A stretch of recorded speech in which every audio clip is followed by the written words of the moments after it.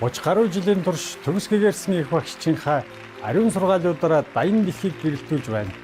Төгс гэгэрсэн их багш тэрээр дотоодын бурхан чанараа нэн дараа олж мэдхийг хүсэж нэгэн насандаа үхэж төрхийн хүрднээс мөнхөд чөлөөлөгдөхийг эрмэлзэгч хэн бүхэнд ариавлын бясалгалын аргыг уламжилдаг билээ.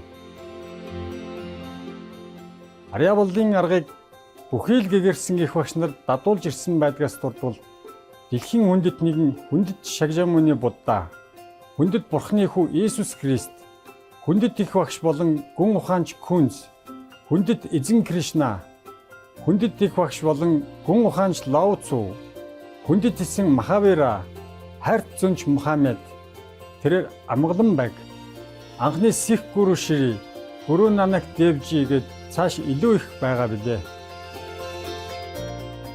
Тэрбээр хэрв бид үргэлж бурхныг санаж, бусдын төлөө өөрийгөө омуртан үйлчилж, орчлон ертөнцийн хуулийг дагаж явах аваас хүний хүрч болох хамгийн дээд түвшинд хүрч, энэ дэлхий дээрх зорилгоо үнэхээр ухаарах болно хэмээн хэлсэн байдаг.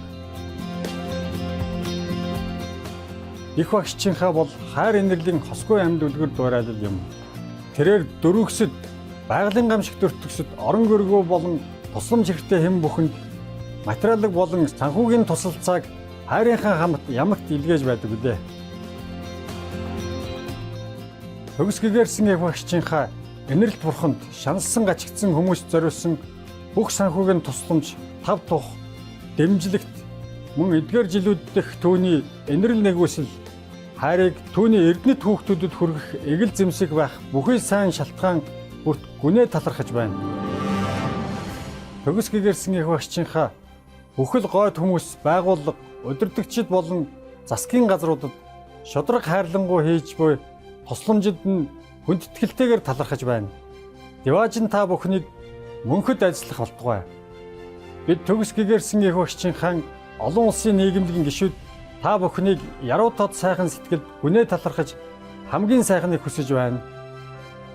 Төгс гэгэрсэн их багшчийнхаа маш олон байгууллагууд хэвлэл мэдээлэл, засгийн газар мөн хувь хүмүүсээс маш их хайр хүндлэлийг хүртдэг бөгөөд тэднээс маш олон шагналуудыг хүртдгээс дурдвал 2006 онд дорн дахинд Нобелийн энх тайвны шагнал тооцогддог Бүси, энх тайвны шагнал 1994 онд дэлхийн оюун санааны удирдагч шагнал, 2008 онд Махавир шагнал, Америкийн нэгдсэн улсын хүндэт тэргэн 2 дугаар сарын 22 болон 10 дугаар сарын 25-ны өдрүүдийг төгс гэгэрсэн их багшчийнхаа өдөр хэмээн тунхагласан гэх мэт хүмүүнлэгийн болон бусдын сайн сайхны төлөх гайхамшигтай ажил үйлсээр өнгөрсөн он жилүүдэд бусад олон шагнал өргөжлүүдийг бүтэж байсан юм.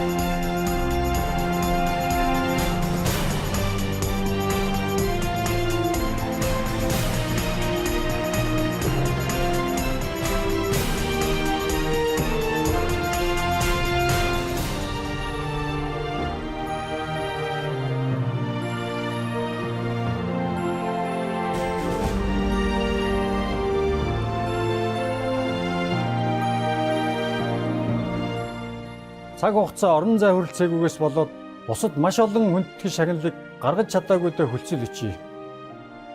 Төгс гэгэрсэн их багшийнхаа бүхэл гойд хүмүүс байгууллага, удирдагчид болон засгийн газруудад шудраг хайрлангуй хийж буй тусламжид нь хүндэтгэлтэйгээр талархаж байна. Диваажин та бүхнийг мөнхөд ажиллах болтугай. Бид төгс гэгэрсэн их багшийнхаа олон улсын нийгэмлэгийн гишүүд та бүхнийг яруу тод сайхан сэтгэлд гүнээ талархаж хамгийн сайхныг хүсэж байна. Үлсгсэн данд амьтдын маань жинхэнэ дуу хоолой төгс гэгэрсэн их багшийнхаа хүн төрлөختөн бүхий л амьд амьтдын гэгэн чанарыг ухаан сэрснээр их дэлхийн маань хүн болоод амьтад аз жаргалтай, эв нэгдэлтэй амьдрах, амар тайван гайхалтай бүрэн веган дэлхий болно гэсэн найдвараар амар амгалан энэрэнгүй ургамлан хоолыг түгээн дэлгэрүүлж байдаг. Веганчиг хандлагыг дэлгэрүүлэх түүний санаачлага олон төрөл байдгаас дурдвал өөрөөр амьдрах буй тараах хуудас, хайрын өргө олон улсын веган ресторан, веган хүнсний бүтээгдэхүүний компаниуд, веган өслөг эдлийн үйлдвэрлэл, Supreme Master телевиз, мөн түүнчлэн нөлөө өгөхийн засгийн газрууд болон хэвлэл мэдээллийн удирдагчтай мөн телевизийн баг хурлуудад цаг уурын өөрчлөлт гэх мэт сэдвүүдээр яриа өгдөг. Бидний мэдэх хэсгээс үл хамааран түүний бүх хүчин чармаал амьтдад ээлтэй амьдрал болоод энэхүү энэрэнгүй зам мөр эрхэн дэлхийг маань цаг уурын өөрчлөлт болон гайхамшигудаас аврахын сацуу улс орнуудын хооронд мөнхийн амар амгаланг авчирч чадахыг дэлхийн нийтэд ойлгуулахад асар их нөлөө үзүүлсээр байгаа билээ. Төгс гэгэрсэн их багшийнхаа олон жилийн турш дэлхийд даяар Америкаас Африк хүртэл, Европоос номхон далай хүртэл аялахдаа олон нийтэд болон шавь нартаа төрөл бүрийн сүнслэг сэдвүүдээр олон зуун лекц уншиж ярьцлага өгсөн байдаг. Өнөөдөр бид эдгээр ухаарл хайрсан лекцүүдийн нэгийг толилуулах хувь тохиолоо. Буддийн сургаалууд хүчлэг гүйцэгч Эрдэнэс 10 бүлгийн 1-р хэсгийг багшаавын шүтэлцээ нэвтрүүлгээр Франц улсад 2015 оны 8 сарын 13-нд англи хэл дээр тайлснаар хүргэж байна.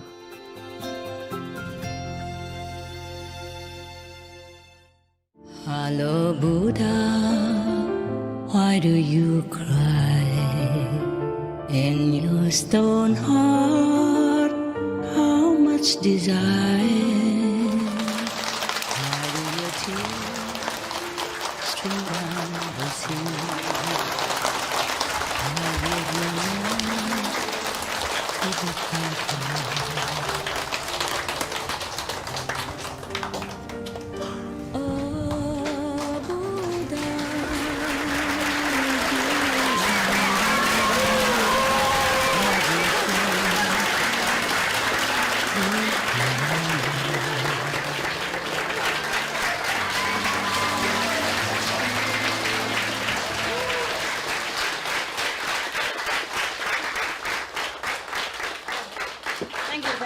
Thank you. Fantastico. Sì.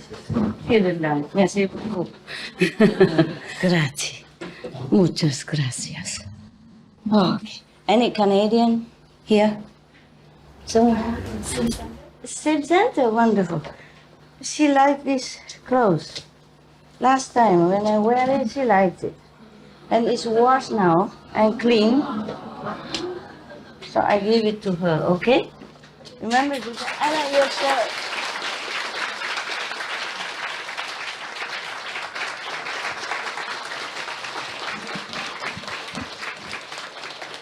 Where is the big Buddha? Ah.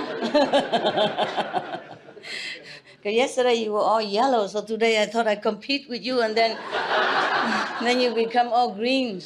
I cannot run after you all the time with color. Yesterday also one person said she liked my robe, and it's gone. So, thank you, Master. Yeah, it's okay. You are the one? Okay. But don't always copy them, okay, huh? Then I'll have nothing to wear anymore. It's not only that, but I'm not here to give you clothes. You are not homeless, okay? Just sometimes when natural, spontaneous is okay, yeah?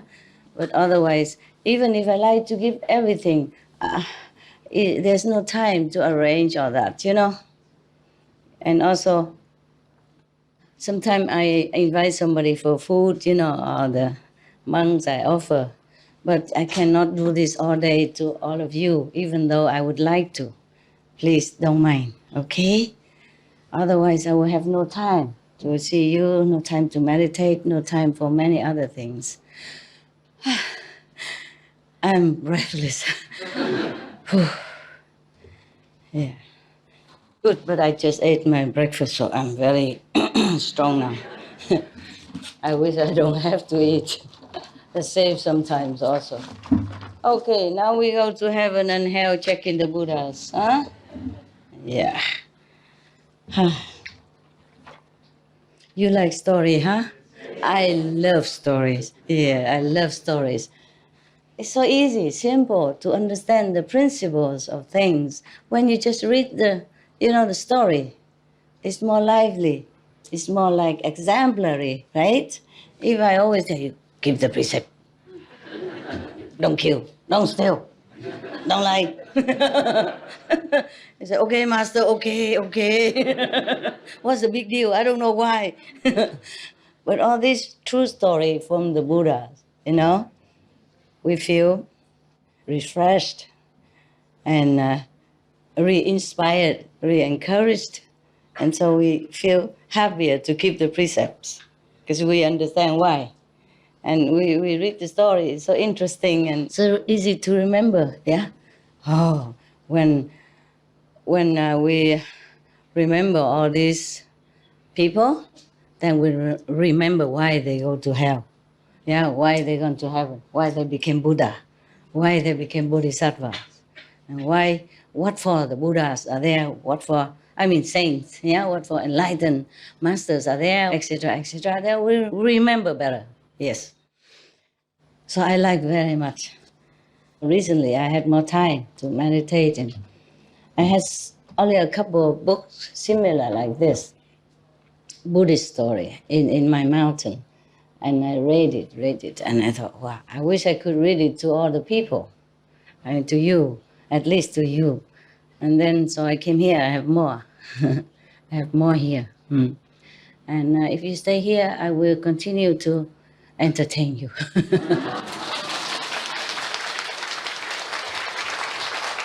Yeah? And of course, you have to take care of your family, so you please, if you must go, okay? And we see each other again, okay? Who take care of your son? Beautiful. You, of course, who else is beautiful around there?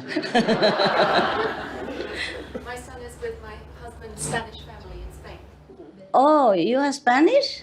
My husband is Spanish. Ah, no wonder he talked in some accent. I thought, how come New Zealand people talk like that? We live in the UK now, Master. UK now? Yes. I thought you went to New Zealand. You changed? We changed. We just came back nearly 2 years ago. Oh, I see. Because you talk in New Zealand, so I thought you're still there. Okay, missing the dark cloud of England, huh? And the rainy days, huh? Yeah. In England, there are only two kind of weather. Sunny day and cloudy day, yeah. Mostly cloudy day. Yeah, but people, they live in England and they just like it, I don't know. That's why England is still full of people. Not everybody went out of the country because of the fog, because of the weather. No, they like it. They went outside to Spain, having sunshine and all that, and then they miss rainy England. Some say that. And then they move back, yeah. And 2 years old? No, now must be 4 already. No. Master, he's just turned 14. 14!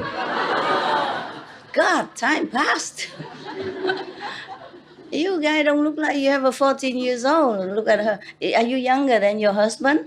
No, Master, he's younger than me. Oh, no. Shame on you. You look old.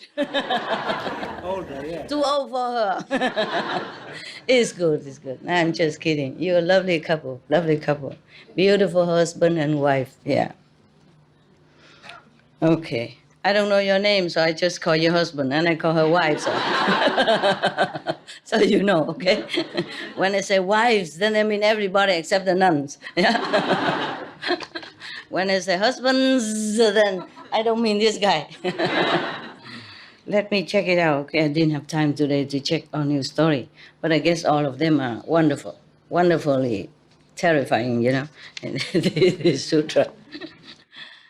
Okay, now I just want to tell you, just want to remind you, because all this story and the merit that you acquire when you take care of the Buddha stupas, or you offer to the living Buddhas or the past Buddhas or the Sangha, all this is for the ordinary people, okay?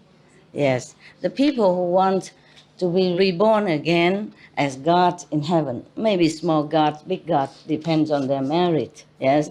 Or people who like to become humans again with richness, power. Remember, they all dedicate their merit for the next life to become king of this and, you know, officials of that and gods of that heaven and this heaven. But this is not for us, okay? But it's good that you know. Also, it reminds you to practice well and to keep the precepts because. Yeah? Yes. Remember, even yesterday, for example, the old woman that painted, repaired the stupa of the Buddha. Stupa means some small thing they built to put his maybe a relic in it, or a statue to remind people that Buddha was there, existed, and practices, and so praying for some protection and merit. Yes? So she painted, she repaired it with 500 people. Oh no, 32 people, sorry. I always remember 500. This is different. 32 people. And then she, and these 32 people also came back always rich, yeah, wealthy, smart, strong. It depends on what they did, see? So she was smart, intelligent, beautiful, yeah? Yes, and also have a very good temperament, yeah, moral standard, and met the Buddha practice already, yes. And that lifetime, a life after life, many lifetime like that. They were always rich, famous, and intelligent, beautiful. Yes, but always being chased by the karma because they killed just one buffalo only. Always killed, died in such a terrible way. So mind you, all the merit that we dedicate to be a gods or angels or devas or humans with position, power, and money brings us nothing, protect us from nothing. Karma is still there, chasing after us, life after life, until somehow it's dissolved because the strength of karma is it's kind of wind down, or maybe the time has come that the karma is done. Yeah. So it's no safety at all. For us to stay in the heavens or to stay on earth with all power, merit, whatever it is, it's all impermanent. So it's better we practice like immediate enlightenment, and then from then on, you will never worry about anything else. It's incredible. Even though you done good merit, but if you done bad karma, you must also pay. they don't deduct it. Okay, I have a lot of merit. Why don't you take some of that? And, I'll say, make up for my karma. No, they don't do that. Karma is karma. Merit is merit. That is the problem. Accept. If you met a master already, yes. And even then you had karma.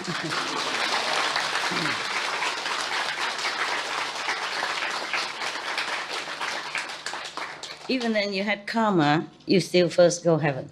Yeah, because of the master will take you up, huh? Even non-initiate.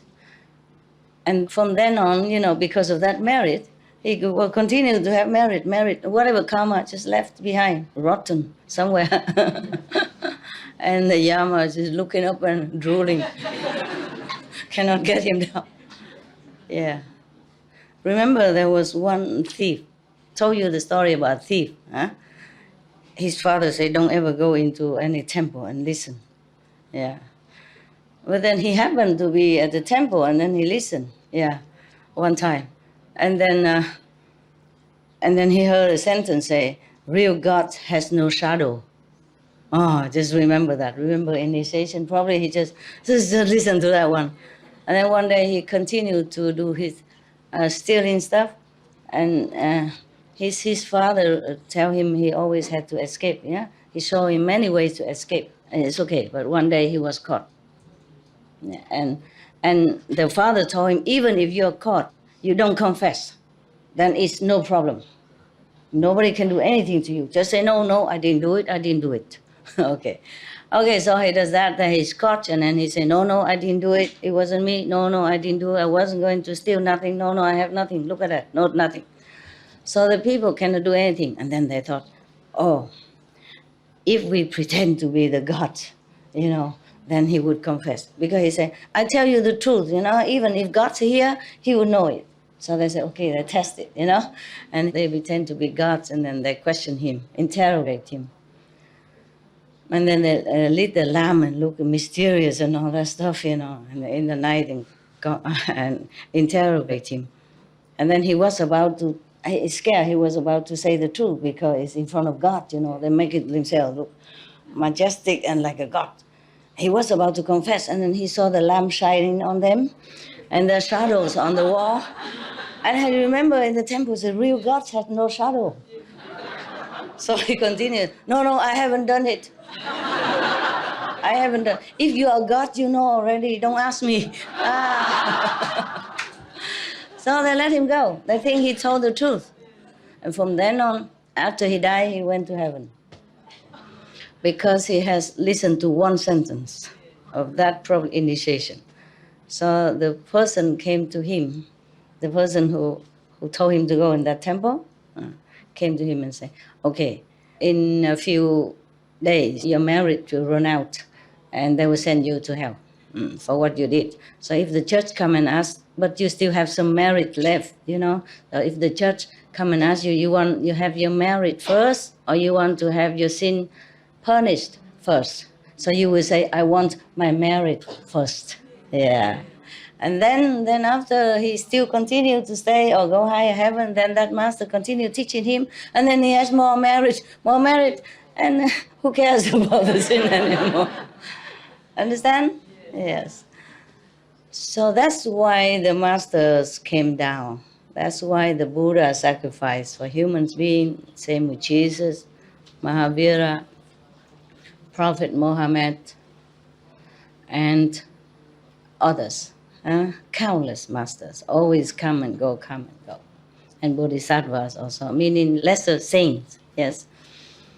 And the bodhisattva is the one who almost become Buddhas. And they're going to be Buddhas sooner or later.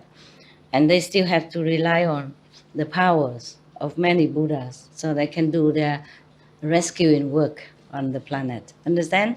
The Buddha no need to rely on any body power except giving power to whoever has this bodhisattva vow to save beings, or the Buddha save themselves.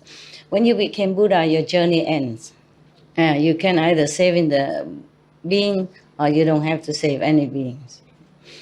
Or you save the beings and still you go up. You have no karma attached to you, you just go up. No matter how many you save, you just go up. Maybe you suffer when you're alive, but that doesn't mean that you have to come back, because of this karma.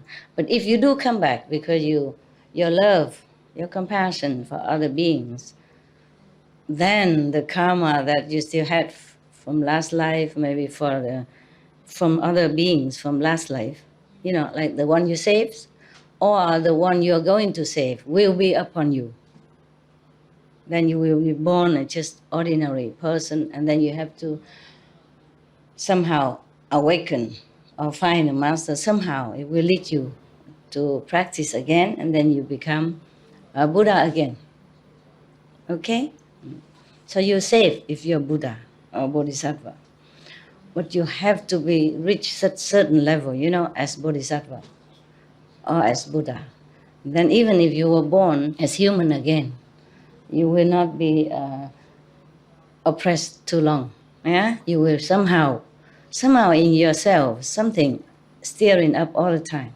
And then somehow, something will lead you to meet another Buddha or enlightened master, or the one who knows the teaching of the Buddha and pass it on to you again, then you, okay. Yeah? Okay. Yeah, like that. It's better, safer to keep in your mind that you want liberation. Yeah? You want the ultimate goal of practice. You don't want to be a god in heaven. You don't want to be a human with rich and power and all that, unless you want it to so. Because you think, unless when you go up there and you see, okay, if I become prime minister of this land, I could help so and so, my relatives, my friends, my countrymen at that time. Then okay, your choice. Not pushed down by karma. Yeah. So I read you another story, huh?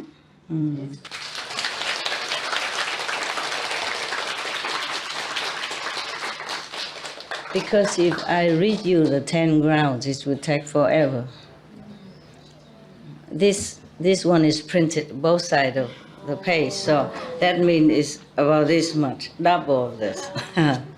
You probably have to become a monk and stay forever.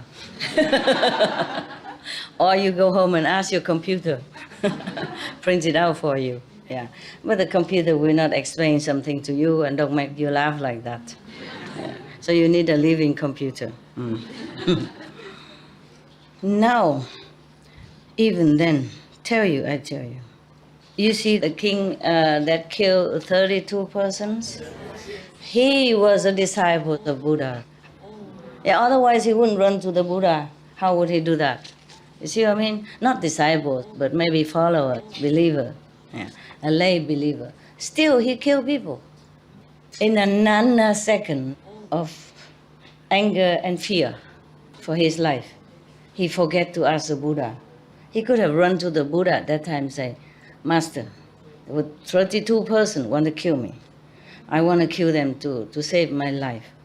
Maybe should I do that, or is there another way? No, he didn't. He killed first, and then people come and threaten him, then he run to the Buddha. Yeah, this kind of disciple. You see that? Yes. So being a king, because of your marriage or former life, is bad for you.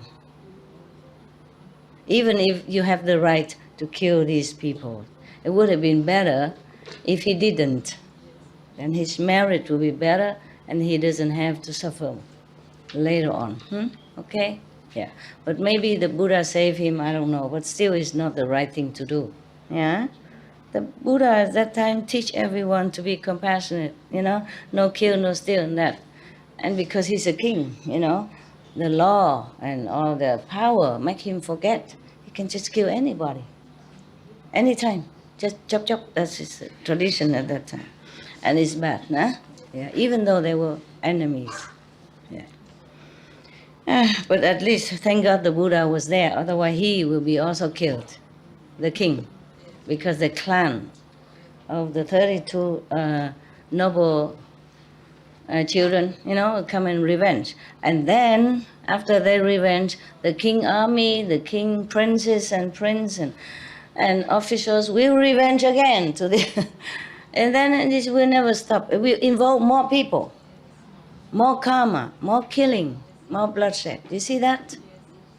See that? So that's why we should never ask to be born again, or even this lifetime to become king or anything. You have enough food to eat, you have enough clothes to wear, that is the best thing already. Okay? And whatever left, maybe you can spare, then you give it to the poorer people. Whatever you can.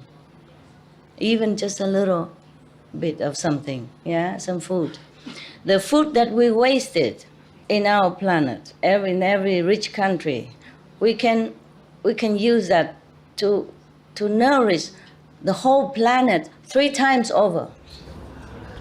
Every day, buy a lot, and then don't eat and throw out, because nowadays we have the fridge, we have the supermarket. We want to go out to buy once a week, and then we stuff it all in the fridge and eat slowly. But sometimes we don't eat, we go out, and we go to friends, and we eat outside, and then the food just keep staying there. So do not buy too much. If you can afford, You know, whenever you go out to work, and then by the way, you stop by something enough for that day, 2-3 days max. Otherwise, even if you put things in the fridge, they still go rotten. And that's not only that. Not only we are the one who waste it. The companies who sell food and drink, sometimes they throw them away so that the price will not be too low. If it's too abundant, then the price too cheap. Yeah, that is the problem. Before the food reach us, it's already thrown out. Not even to give to animals. It's end up in garbage can. Tons and tons of them. Oh my God, they're just pouring down just tomato bags, you know, cabbage, broccoli, salad, avocado, apples, banana, all pouring down like dirt from the garbage collection. And then just grind it or end it up in the garbage. Some of the people now, they organize themselves to pick up this kind of food, to give it to people. Yeah, but still how much can you rescue? You know, since you don't have a lot of people in your organization, and you can only pick so much, and only so much people come to eat, maybe some poorer people. But billions of people are hungry. You know, we cannot bring the food there for them. Unless the whole world have to sit together and have to organize how to make use of this food instead of throwing away, and then a lot of people hungry. That's just not right. That's not right. It's not only hunger, but costs a lot of electricity, water to grow this food and then throw away. And when throwing away, it costs also money to take care of that. Trucks and electricity and machine to make use of that and to get rid of that. To transport to the garbage area or doing something with it costs more manpower, more electricity, more water, more taxpayer money. This world has to organize itself in more efficient, benevolent ways. Otherwise, it's going to be shortage of food, of drink, even for the rich people later. If continue like this, even you have money, you can't buy things. Keep wasting, and then the earth will have less nutrition, and the water will be polluted, and cost too much of everything. CO2 more because of all this work. Then it's really a helpless situation. Helpless situation. The world must organize itself. All the countries, especially the rich countries' leaders, have to sit together and think of what to do with this. There must be an efficient way to divide all this food to all over the planet. Then there will be less war, less refugees, less trouble, right? Many countries are fighting with each other because of water shortage also, oil problem. You see that? Yes. Just because we use it too much. We are using too much fuel to produce food, and then we waste it, and then we use a lot of also energy to take care of the waste. It's like a devil's circle. It won't end. Must organize together. The food organizations, the food ministry of all the countries have to sit together and tackle this intelligently, compassionately, or else we all will have consequences. Remember, okay? Do not wish to be God or any local God or big God. Do not wish to be reborn again as rich and famous, beautiful movie star or prime minister, whatever, yeah? I'm checking, okay? What kind of king, huh? Already listened to Buddha and still go out and kill people, just like that. Kill 32 persons just to protect one person, himself. Okay, I don't know this story yet, but we read it, okay? And we surprise together, okay?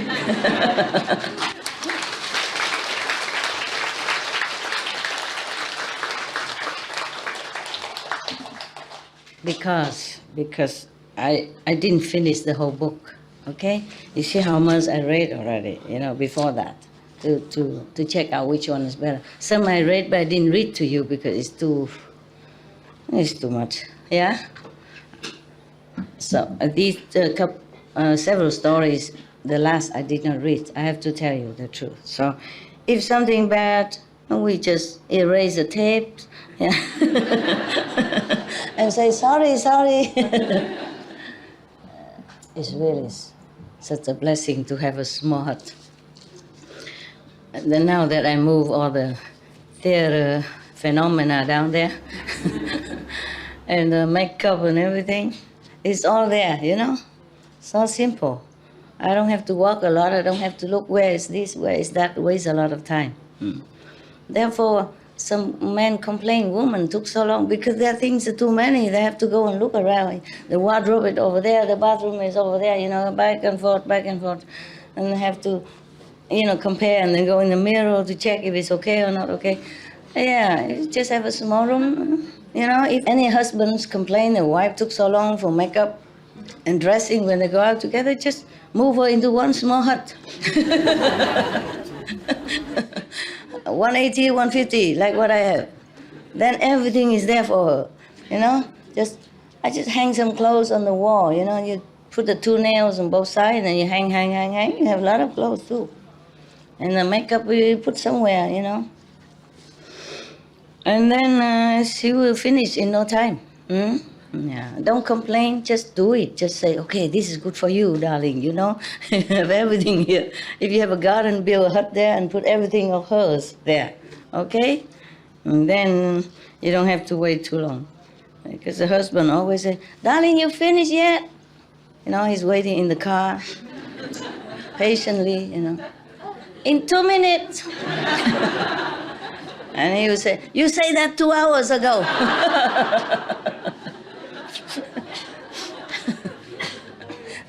Huh? 2 minutes. But you say that 2 hours already ago. We should really thank the past masters, monks and nuns and scholars who have taken time to record the Buddha's teaching after the master's nirvana. And also for the past and present persons, lay or monks or nuns who have really dedicated themselves, sacrificed their time and precious health or under any difficult situation to translate this so that I can read it to you. And we have to thank them. And may they be blessed forever by all the Buddhas, past, present, and future. May their merit be immense. May they be liberated forever. Thank you.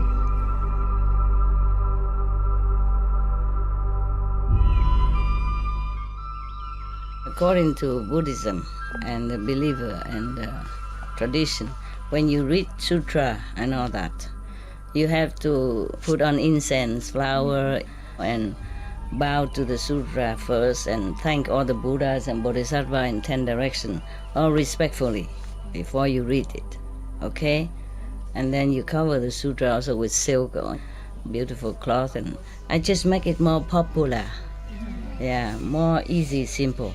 And I apologize to all the Buddha. I say if I done something wrong, according to the tradition, my heart is full of respect.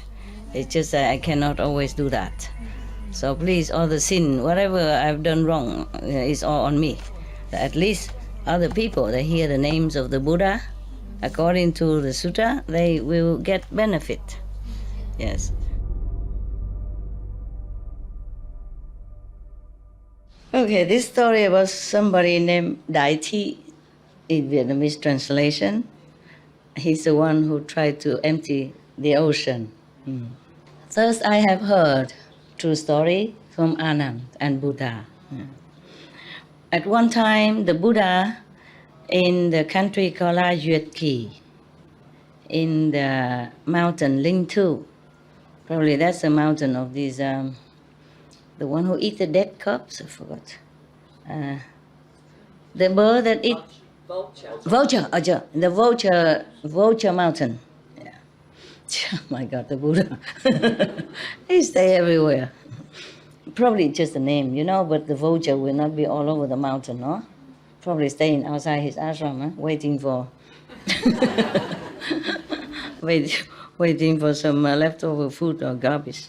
With his foremost disciples and 1,250 bhikkhu. This time it's not 500. Yeah, it's 1,250 bhikkhu, exact. At that time, the Buddha want to have an attendant. So everyone, the foremost disciples, the first disciple, the big disciples knew his wish. And then the person named Kyutanyu, he is one of the 5 person who drinks his blood, drink the Buddha blood in former life, and then become his first disciples. Huh? What mean all? Oh, the Buddha gave it. There were Dracula, there were vampire at that time. And because Buddha was a king, remember, in that country, and he taught all his citizens to keep the 10 good precepts. Therefore, all the angels protecting all the citizens in that country. So these vampires could never find anyone to catch and to eat or drink blood. So then he came and complained to the king. He said, you have compassion for all the people, but you forget us. We have nothing to eat. We are dying now, etc. Remember the story? No, you were not there. Okay, so he cut his vein to five holes to let them drink the blood. And then he say, you must change your way. You must be more compassionate, loving. You cannot eat people because people are the top of the creation. Change your way. So in the future, if I became Buddha, I will rescue 5 of you first. So said and done. Yeah. So now one of these 5 persons have met the Buddha and became the first disciples and also become a monk, 5 monks under him. And at that time in this vulture mountain, the Buddha just need an attendant. Perhaps Anand was ill or something at that time, or maybe he's not there. So Kyutanyu, one of the 5 first disciple, come out and kneel in front of the Buddha and said to him, obeisance to the world-honored one. I vow to be your attendant all my life and serve you faithfully, humbly. Please be merciful and accept that so that I have your blessing. They're just saying that, but that doesn't really mean that they want to do that to get blessing, you know, just humbly. The Buddha say, but you are very old now. I don't have the heart to make you serve me. So he went out. I wouldn't dare to take him as an attendant either. What if what if the old habit come back and he wants to drink blood again? He's not vegetarian, is it? But what if he remember the past life, you know? Yeah, some people will still, the habit die hard, you know? Many thousand years, you don't even forget. So, okay, Kyutanyu left, you know, bowed to the Buddha and left. And then Mahakashipa, and then Sariputra, and then Maudalagayana, yeah. And another 500 big monks, you know, come out one by one, who want to be his attendant, but he refused them all. Yeah. It's not easy, you know. It's not easy. Everybody wants to be the Buddha attendant, but you have to be able also, no? Not just say, I love you, and then that's done. It's not that. Yesterday, one of your sister, because I know her husband a long time ago, and he was one of the so-called Hufai, followed me around when I was in Europe first time in my mission, in my job, when we're doing all the fashion show, and they follow me everywhere.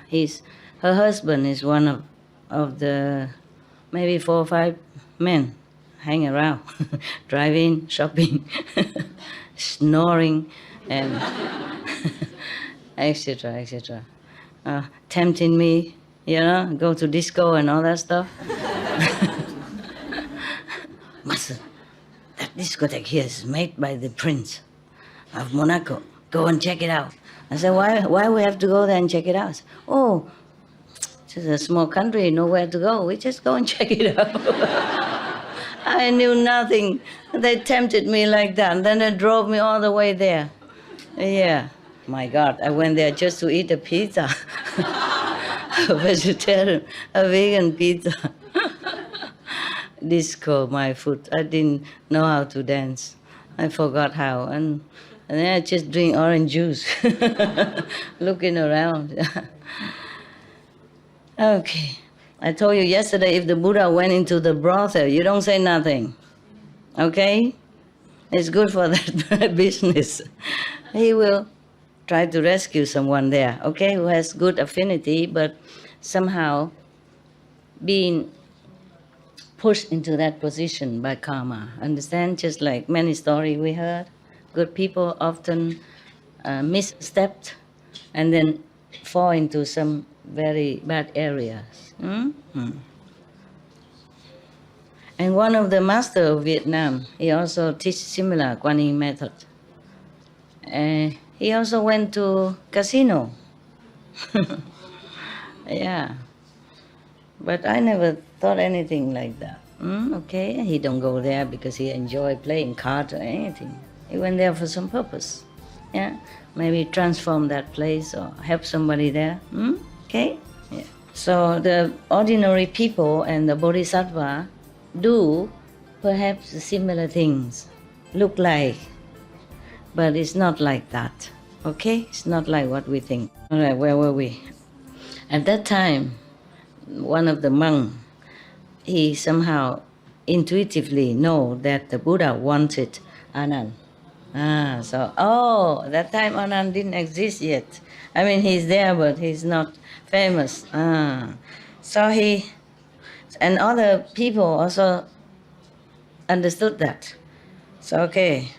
And then Sariputta and Maudagalayana come up and to me and say, Anand, me mean Anand, yeah?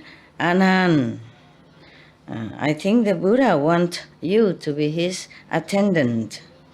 You have more merit than us. Okay, come, get up quickly. And then ask the Buddha, okay, to allow you to be his attendant.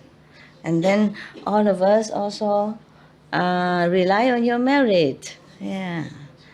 So he listened and he stood up and came to the Buddha.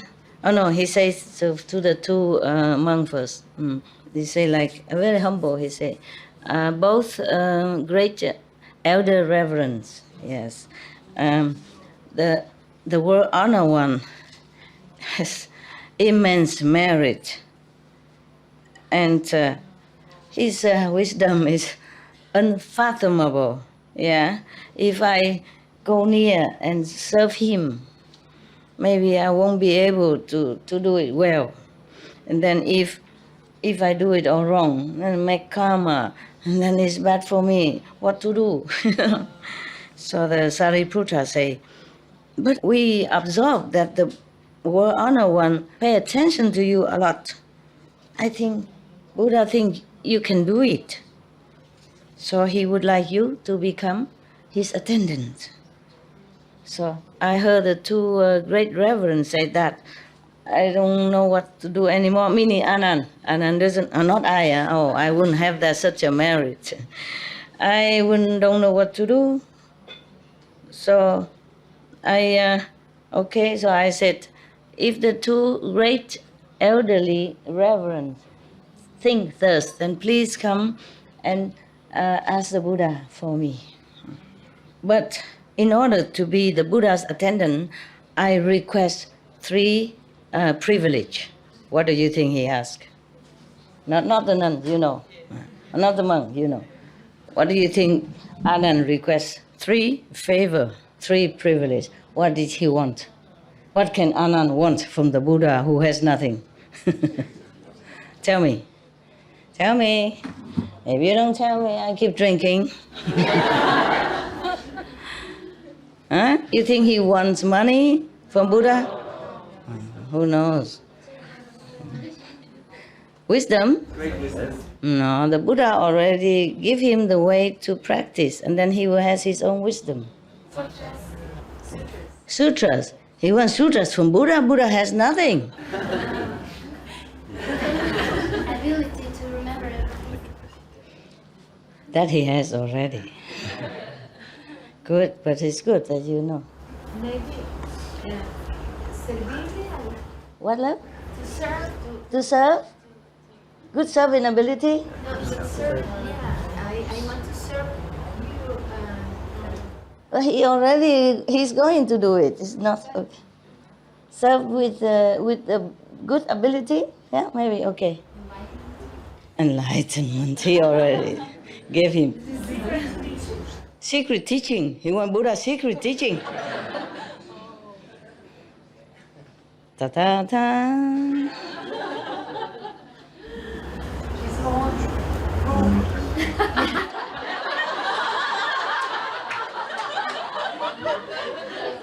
Buddha has no room. He lives in a mountain next to the vulture.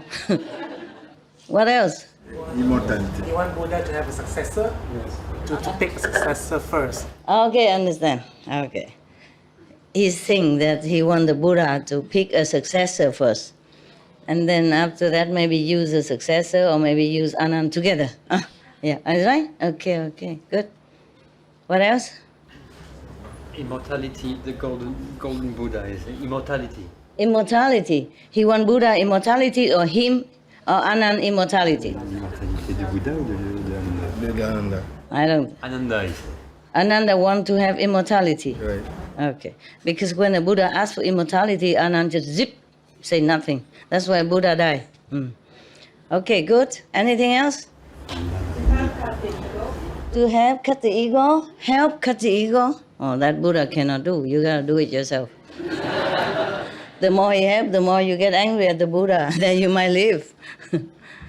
It's not easy to help anyone to cut the ego. They will hate you. Sincere heart. What, love? Sincere heart. Caractère sincère. Sincere. Sincere. When Buddha sincere heart?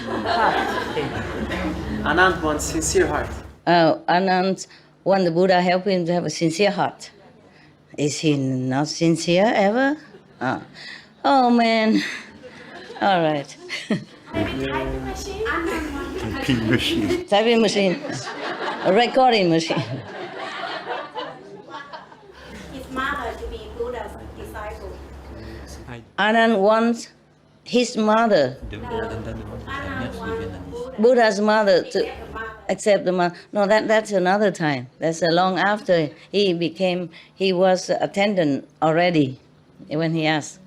To be always his number one disciple. To be the best disciples and always stick around like you guys wanted. Oh, typical. Don't even know can do or not. I want to stick around. Yeah, everybody wants but cannot do. Anand, even though he wasn't all that enlightened, but still, he's not all that mundane like you. Stick around. Eternal life, blessing, whatever, no? He's unconditional. He's a monk. He was a good monk as that. Very good monk. Maybe he's not so quickly enlightened like Sariputra or other great monks' disciples, but he's not mundane, understand? He's very pure and good. But he was very handsome. That's why the Buddha don't let him wear or showing one shoulder even. Cover everything. Yeah. Yeah, as I told you already, huh? Even one shoulder. No wonder the men are, tighten them up here, I feel sorry for the men, apart from having to shave every day, that we don't have to. They have to wear, tight on butterfly and tuxedo, whatever. I don't know why. Maybe the Buddha knows. Yeah, we have things to hide and they cut the V shape all the way down here. Why bother cutting that? Huh? Why don't just, just open it up? Because the V shape too deep. Whenever you bend down, all your treasure is just exposed. I mean, that's why we have to hide. Men have nothing, all flat and plain, Yeah, do you have anything in there? Nothing.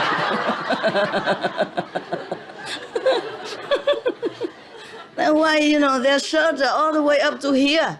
I mean, even T-shirt is very covered, I want that kind of T-shirt. I can never find it. And then one day I saw one of the male monks working in water electricity. I said, where did you get this T-shirt? Mind you, I could have noticed, but normally I don't go out that much. I'm almost like cut off with the wall. So I saw the monk wearing a T-shirt. And it looked like that, like that, like this one, like that one, the red one.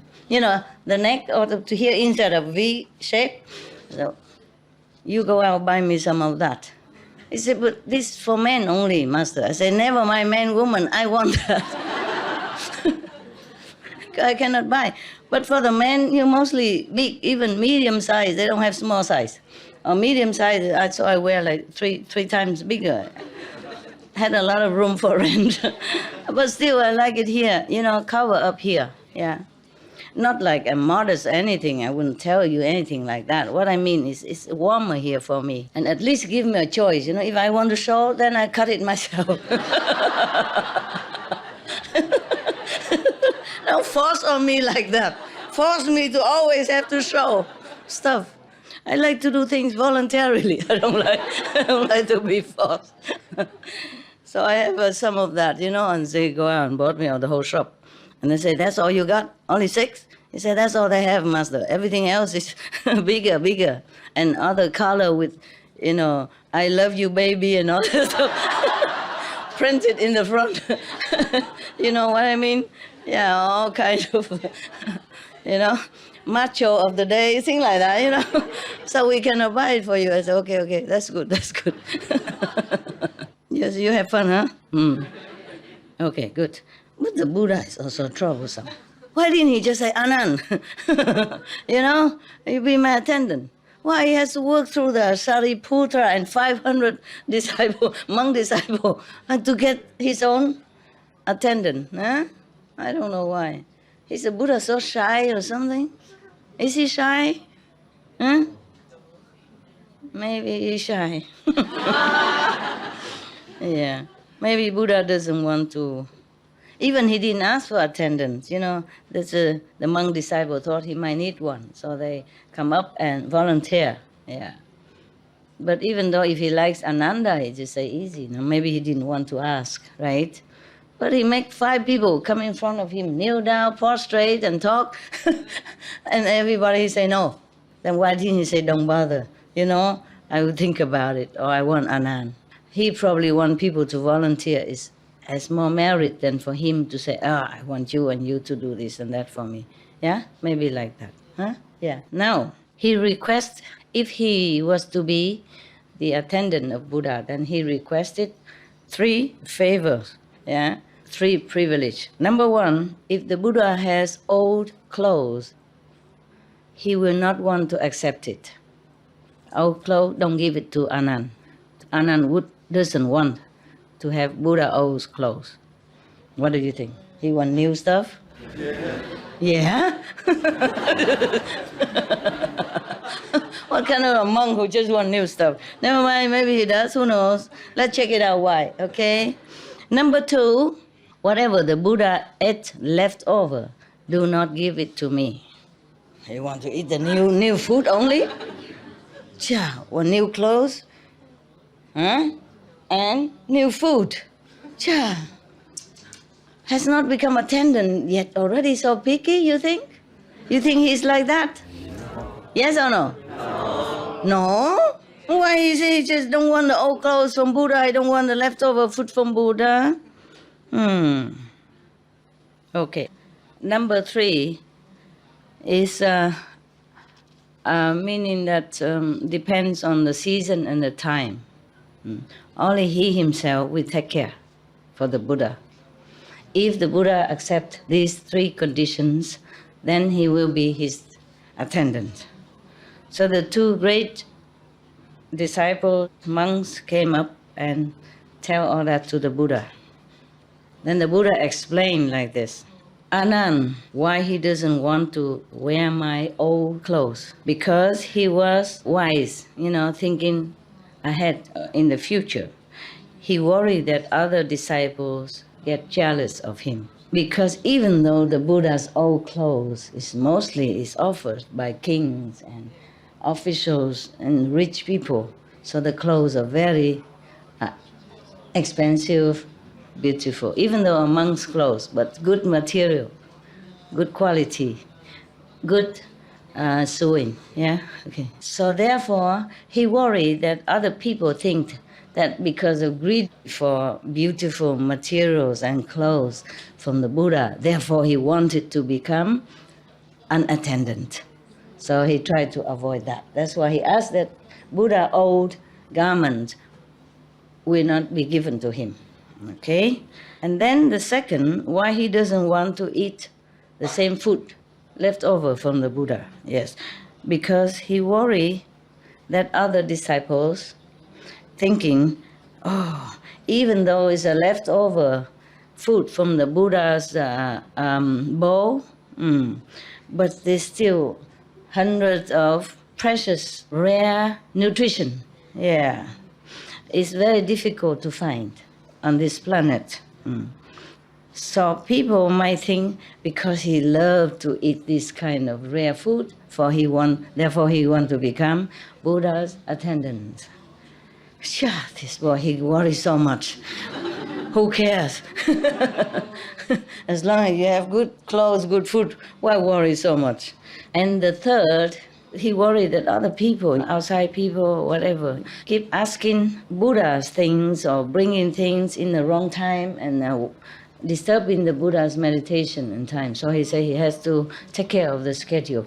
And also, to be an attendant, he should know what is the season to bring what kind of food, more suitable, and what time, like that, yeah. So that the Buddha's body becomes strong and healthy. Everything must be really taken care of accordingly, correctly, for the Buddha's wellness. Yeah. That's why he asked like that. He said he's the one who take care according to the seasons and time, schedule. Nobody else should interfere with that.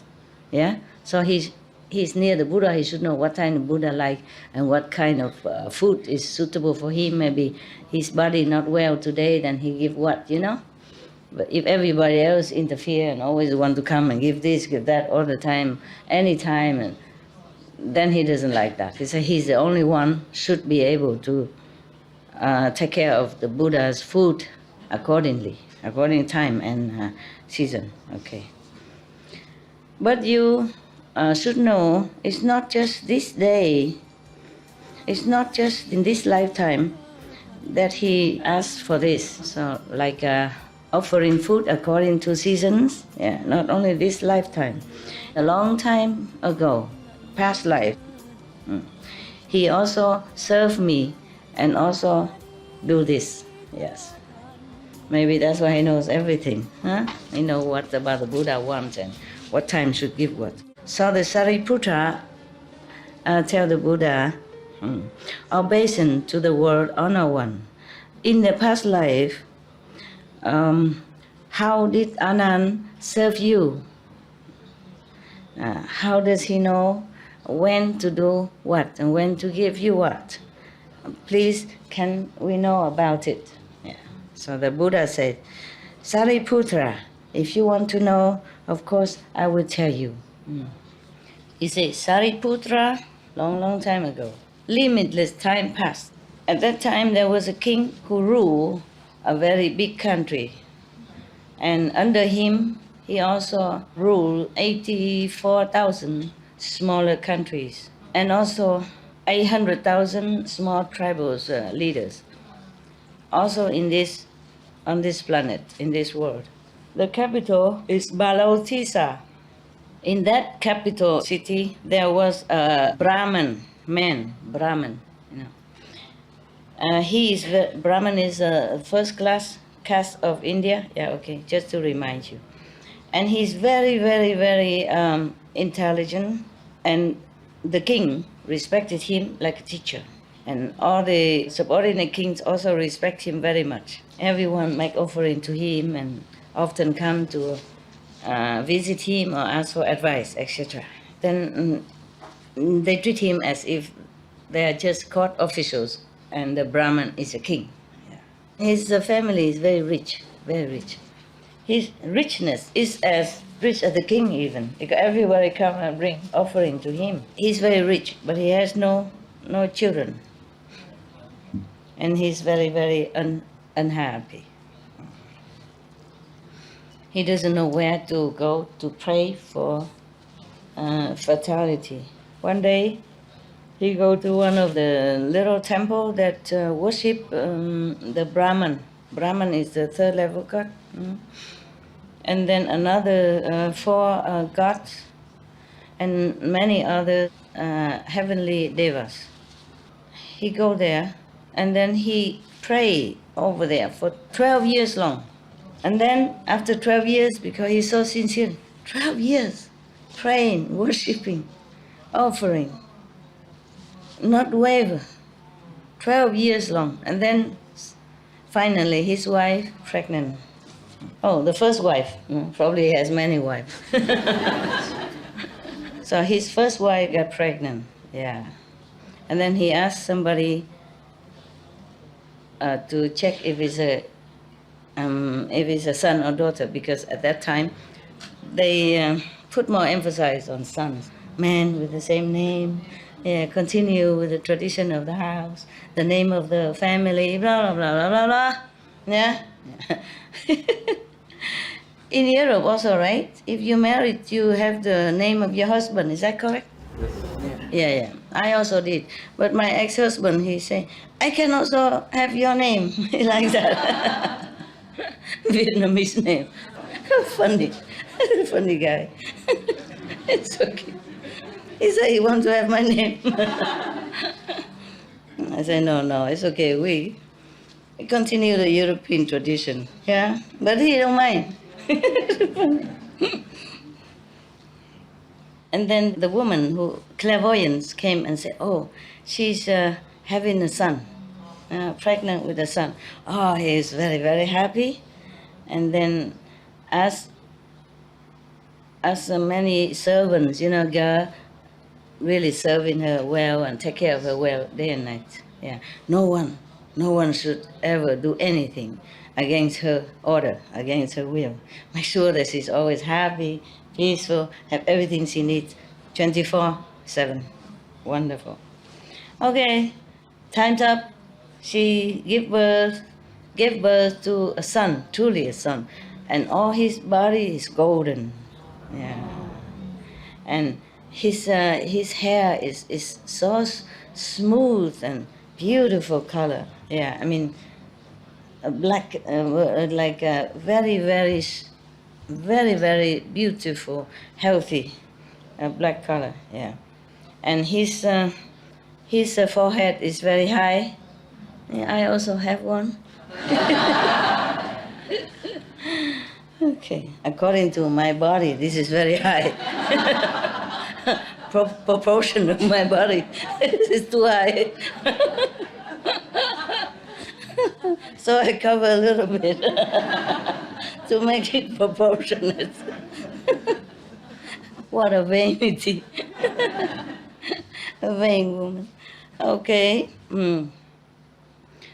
His nose is straight, yeah, and his eyes very bright, yeah.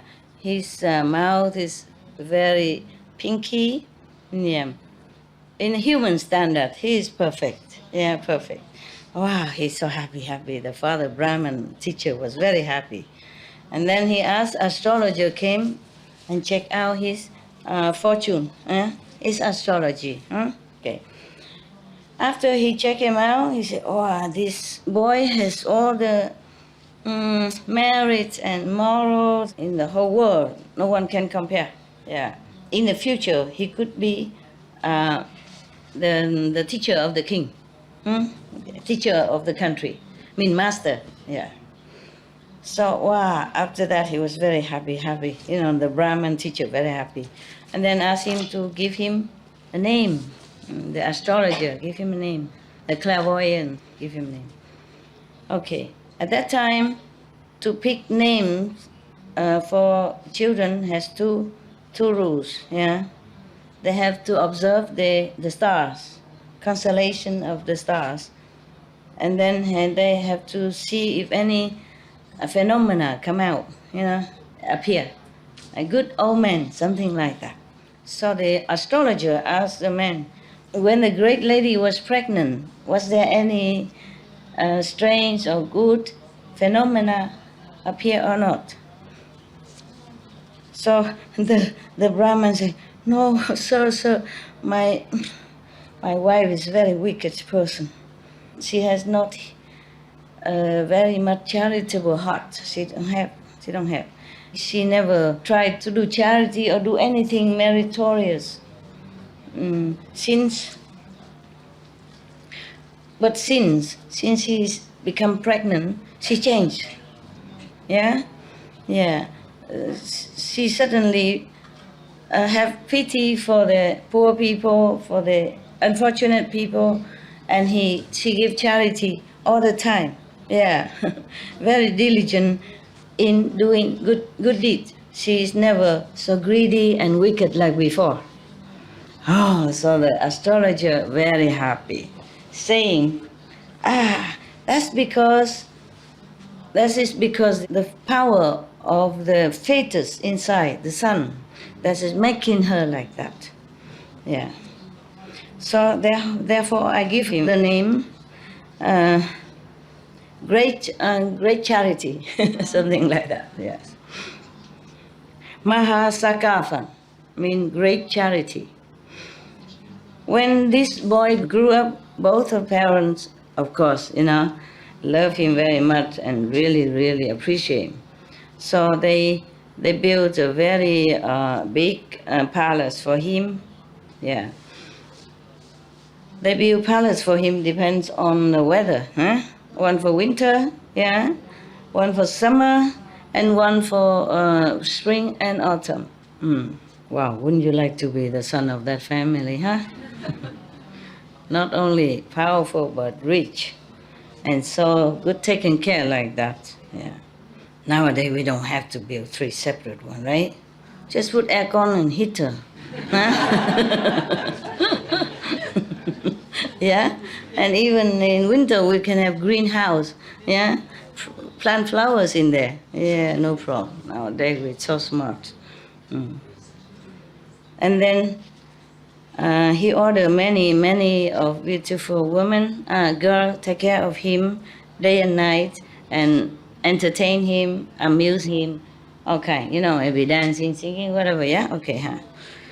This boy is very, very diligent, and he loved to study. And he also very intelligent already. So he learned everything by heart so quickly, yeah. Everything, all the knowledge in the world, he studied them all, and he learned so fast. And many things, he has many talents also. He learned everything, he can do it quick. One day he said to his father, "Respected father, I stay in this palace long time already. Please, can I go out and have a look outside to see what the other people are doing?" Yeah. Yeah, you can. Please go and enjoy. So he asked people to pave the road, repair the road, because sometimes the road maybe have hole or something. Wow, such a father. Repair the road, make everything ready, and put perfume on the road and everything. And then put flags on both sides and put banners and all that. And then he take out one big white elephant cover with beautiful brocade blanket and seats, and cover and decorate with all precious clothes and jewels, and then even put this chiming bell and all that. So whenever he riding, he go cling clang cling clang, and then he order those musicians and singer, all that, accompanying him with music all the way. Cha, what a journey! Yeah, and then the musician go in the front with all kind of music instrument, the front, and then the elephant go after. And then after the elephant, thousands of people with elephants and horses, going, accompany him behind. Musician in front, thousands of people behind, probably servants and food, kitchen staff and caravan, with the aircon, refrigerator, deep freeze, all kind of stuff. Yeah. Otherwise, what for 1,000 people behind there? With so many transport. And the road is very flat and convenient already, and then the weather is fine. Yeah. And then the sun even shining down with 5 colors. He looks like a wheel-steering king from heaven. The whole country, or nearby city, come out and look. Yeah. Everybody was so fixed on him and the whole entourage with admiration. And nobody want to take away their eyes from that, from him and from the whole entourage. And they all praise like this. Wow, so rare, so rare. So majestic, so dignified. Look like a Brahman king from heaven. And then suddenly appear somewhere a bunch of beggars, tattered clothes, smelly, dirty. It's a contrast. And then they have no shoes, nothing, and walking, even limping, come out, and then their bow are broken and everything like that, nothing good. Come out and ask for food. And the great charity asks, why are all of you suffer so much? Why are you in suffering like this? And they say, sir, we have no family, we have no parents, no brother, sister, no wife, no children. We are very poor. We have nowhere to live. We're homeless, beggars. And then the other one of the beggars say, I'm sick all the time. I have no way to work, to earn money. I have no way to survive. And the other one say, oh, my family met the unfortunate circumstance, so we became bankrupt. And many debtor came, so I cannot pay. I'm pushed out of my house. So I have to hide, run away from them, and then begging on the street for surviving. Yeah, what a great contrast. Yeah, the father did everything to make him look like a king on earth. So after the great charity man heard them saying like that, he felt so sorry for them. And then he continued his journey. Probably he gave them some food. Didn't say it. Probably he gave. And then they continued the journey. After a while, he saw a group of people killing and preparing animals for meat to sell. So the great charity asked, hey, what are you doing? Why are you killing the animals? He said, sir, my ancestor, they're doing this job, and then we just inherited, we continue the tradition of our family. We don't know any other job to do. If we cannot do this, then we die of hunger. We cannot earn money by any other means. So great charity felt also very pain in his heart for the animals. I don't know, maybe he eat them every day. He didn't know they are going to be killed like that. Eating and seeing is different. Eating the meat, yeah, and seeing people chop them like that is a different. In a while, when they continue their journey, and then he saw many people plowing the field. The farmer, yeah. And then all the worms coming out because they're plowing, and all the worms and the crickets, yeah, come out, and then the frog come after them and eat them up. Yeah, all the animal eat them up. And then after that, many snakes come and eat the frogs and the others, smaller animals. All of them are crying and yelling and whining. And then he saw a big eagle, flying down and eat the snakes.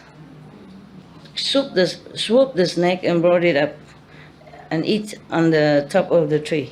And the great charity asked, "What are these people doing?" And people say, "Sir, they are plowing the field in order to plant the rice." Yes. And then they can also survive on that. Also, they have to earn something to give tax to the king. After he heard that, he feels so sorry for them also. Yeah. He feels very melancholy inside his heart, but he continued. Yeah. After a while, he saw many hunters. Yeah. They use a net, dig holes and traps and all kind of that. And trapping animals, killing them. All of them trapped and caught in the net and get killed and all that. They struggle and crying, very pitifully, very, very heartbrokenly. So great charity asked, "What are you doing? Why are you doing this?" And the hunter said, "Sir, this is our job. We are hunters. Yeah. If we don't do this, then we cannot do anything else to survive." And the men feel sorry also both for the hunters and the animals. And they continue. For a while longer, they came to a big river. Many boats are there, and people, the fishermen, they spread out the net, catching all the fish. When they catch up, they are grasping for breath and air and jumping and struggling. So very, very, very, very heartbrokenly. So the great charity asked, "What are you doing? Why are you, harming these fish?" She says, "Sir, from my ancestor until now, we just doing this all the time. We have no other job. If we don't do this, then we can't do anything else. This. They're trained in that." Oh, so he also feels sadder and sorrowful. And he was thinking to himself, all the citizens in my country, because of not enough clothes to wear, not enough food to eat, so they have to do all this terrible karma by killing other beings. And if they die, they will have to go to hell, or hungry ghosts, or animals themselves. How pitiful, how pitiful. Yeah. From ignorance and dark corner, they are going to fall down to even darker and darker area. How pitiful, how pitiful. And then the great charity tell all of them, tell his the retinue, the entourage, "Okay, all of you, take me home. I want to rest. I don't want to go any further." Since then, since he saw all that, he saw everyone so ignorant and doing such a terrible karma, he became very sad. Since then, he's never smiled again. And then he was thinking how to help all beings so that they have everything, not just physical contentment, but also spiritual and mental and everything. Then I came up to his father and said, "Respected father, just now I went out into the suburb area, in the rural areas, and I saw that our citizens, because of survival, doing many things that is karmically heavy, also labor for food and clothes, and then killing many other beings because of their own life of survival. Even cheating, killing, and harming each other. After they die, definitely they will fall into the three evil paths, yeah? Remember what is that? What is the evil paths? The three. Hungry ghost. Yeah, hell. Hungry ghost. An animal. And animals, yeah, bad animals, yes. Not just good animals. Or maybe normal animal, good animal. Depends, huh? Depends on the karma. So I feel very, very sorry for them. Please, can you give me one of our store of food so that I can go and give it to them, to the poor people? Yes, it's up to you. My wealth is yours, yes. If you want to go and give to them, I'm happy too. Okay, after that, he went out and posted everywhere. He said, all the country people, anyone who are poor, has not enough food to eat, not enough clothes to wear, come here to my house. You take as much as you need, okay? All right. So everyone heard that. Everybody come, the people who are poor, sick, lonely, no one take care, everyone come there. Many people came from far away, as hundreds of miles away, yeah, or even more, yeah. People come from 3,000 miles here even. I don't know how they do that. No car. They probably take time. Huh? The one who is healthy carry the weak and sick. They help each other. Yeah. The one who have eyes take care, take the blind. So anyone come there who, if they want rice, they have rice. If they want clothes, they have clothes. Everyone have everything they need. After a while of charity, many of the stores in his house have gone down. So the storekeeper came in and said to the father, the owner, "Sir, your son is giving many things away already. If the king and other officials come here, how can we make a party and treat them? So please reconsider this. Don't be too late, and later there's nothing left." 1/3 is already gone. 1/3 yet, so that means his family very rich. 1/3 is gone, and 2/3 still there. So, but the father think rather empty all the storerooms, but not to make my son unhappy. Don't you wish to have such a father? Yeah. And then after a while, all the storage is less, 2/3 less, gone. Yes. So the storekeeper come again to the father and say, "Sir, 2/3 of all our storage is gone already. If you don't stop this charitable work, then even we have nothing to eat." So the father thought, I love my son too much. I don't want to make him unhappy, but maybe we can think of something to lessen all the people, the beggars come in, half of them. Then maybe we still have something to use. Okay, so the storekeeper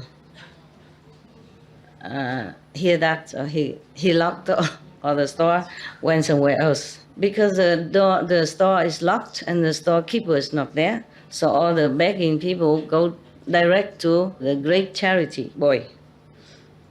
And then he took them to the storeroom, and the storekeeper is not there, no keys. And then he asked somebody to go and look for him a long, long time. And then we found him And then he came back and opened the store. But he doesn't give a lot. Okay. And then the great charity thought to himself, the stopping of charity, it cannot be directly from the storekeeper. He won't dare do that. It must be my father. Yeah. But because I'm the son, I also don't dare to oppose my father. Also, a son should not exhaust the wealth of the family. Even then, in the storeroom, there's not much anymore. So what can I do now so that I can continue to give to the citizens so that they're happy and contented? Then I would feel happy myself. And then the great charity asks everybody, in this world, what kind of profession that earn lots of money, earn the most money? What kind of profession? Tell me. Huh? Jewelry? Not necessarily. Banker. Lawyer? Technology? Apple? Selling Apple? Apple computer. Not Apple. Yeah, even selling apples, you can have a lot of money, huh? Bill Gates and all that, yeah? Right. What did you say? What else? Mining? Gold, mining gold? What else? Anybody else? Artist. Huh? Artist. Artist? No, not. Except you are Picasso. Huh? You mean movie stars? For example. Yeah, they are also artists. It depends on what artist, right? Huh? Engineers. Engineers? Insurance companies. What? Insurance company? Bankers. Oh, somebody told already. Okay. What do we do in Togo to earn lots of money? Assurance. Insurance. Oh. Oh, so we are in the wrong field of job. How about Supreme Master Ching Hai job?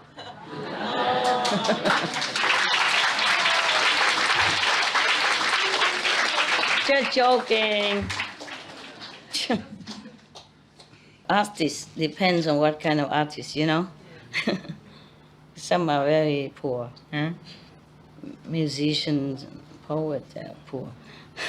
Remember the joke I told you? One man went to the doctor and said, "Doctor, I cannot go to toilet. I cannot poo for 3 days." So the doctor said, "Did you eat something wrong?" I said, No, nothing wrong. "Did you drink something bad?" "No, nothing." Say, "What job are you doing?" He said, "I'm a musician." So the doctor take out $20. "Here, go home and buy some food to eat." If he didn't eat nothing for 3 days, how can he go to toilet? Not all musicians are like that. Just a joke, okay? After he asked what kind of job that brings a lot of money, earn a lot of money, one of his workers say, "Sir, if you plant 5 kind of cereals, then we earn a lot of money." And the other one say, "If you're not afraid of danger, and you can travel far away, then that will earn, and do like a merchant, buying, selling business, then you earn a lot of money." And another one say, "Sir, all this above is useless. They don't bring you any success. If you want all the beings on this planet happy, then you should go deep into the sea and found those precious stones and all that. Then that's the best." Yeah. So the great charity say, plant trees, go far to buy and sell. It's not much money. Okay, maybe go in deep in the sea to find precious stones. That should be the best. Okay, precious stones, they're more expensive, right? And you don't have to do anything, just go deep in there and find them. So, okay, I will go. I'll go and do that. And then he came up and said to his parents, beloved parents, please allow me to go into the sea to bring precious stones and all this gold and thing to come back and give it to the citizens. And both parents were so scared, saying, no, no, no, no, my son, anyone who went to the deep sea for all this, they are poor people. They are very poor people, have no way to survive. So if they stay home, they would die anyway. Therefore, they do this kind of thing. You are not so poor. Why you have to go to the deep sea to do this? And then you make us worry so much about your life. Okay, if you want to do charity, just go and take everything out from the store. Yeah, give them all out. We don't say anything. Because if you go into the sea, there are many accidents. Big wind, big waves, big fish, poisonous dragons, and ghosts and devils, demons, yeah? It's very difficult to escape. Please, why do you bring your precious life into such a detrimental, dangerous situation? Please don't go. Don't think nonsense anymore. And great charity was so sad. So sad.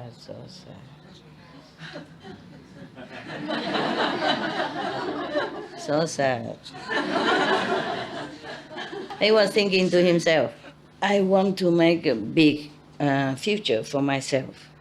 And then even I worry about my little life, then how can I make it? How can I make a big business? And then at that time, he prostrate in front of his parents and said, I prostrate to you, both of you. If you stop me from going to the sea, finding precious substance to bring back, to help our citizens, then I would just stay here. I would just stay prostrate. I won't get up anymore. Ultimatum. I want it. So used to get what he wants, nah? I guess. But this is not really a spoiled kid. He has good heart, that's all. So after they heard the son say that, they get heartbroken, yeah. And they asked everybody else to advise him, please don't go, it's very dangerous and far away, and many people go, not many people return. You have to remember, we are very diligently praying for many, many years, and we have only you. You're precious to us. And now you've grown up, why you leave us lonely and worry? Please stand up, go eat something and make us happy. He still stand there, laying there, prostrate on the ground. If you permit me to go, then I stand up. If not, I just lay here. Yeah, typical. Your son like that? Good son, yeah? Good. He lay there 6 days, no drinking, no eating, nothing. And parents also staying and coming, going 6 days, talking, advising, begging. But he don't stand up, he just rather stay there, hungry and thirsty. So the parents so scared and talk to each other. Our son is so determined, from beginning to the end. He would not change his mind. So, okay, we close our eyes and say, okay, let him go. Because if he stay here, after 7 days, he would die anyway.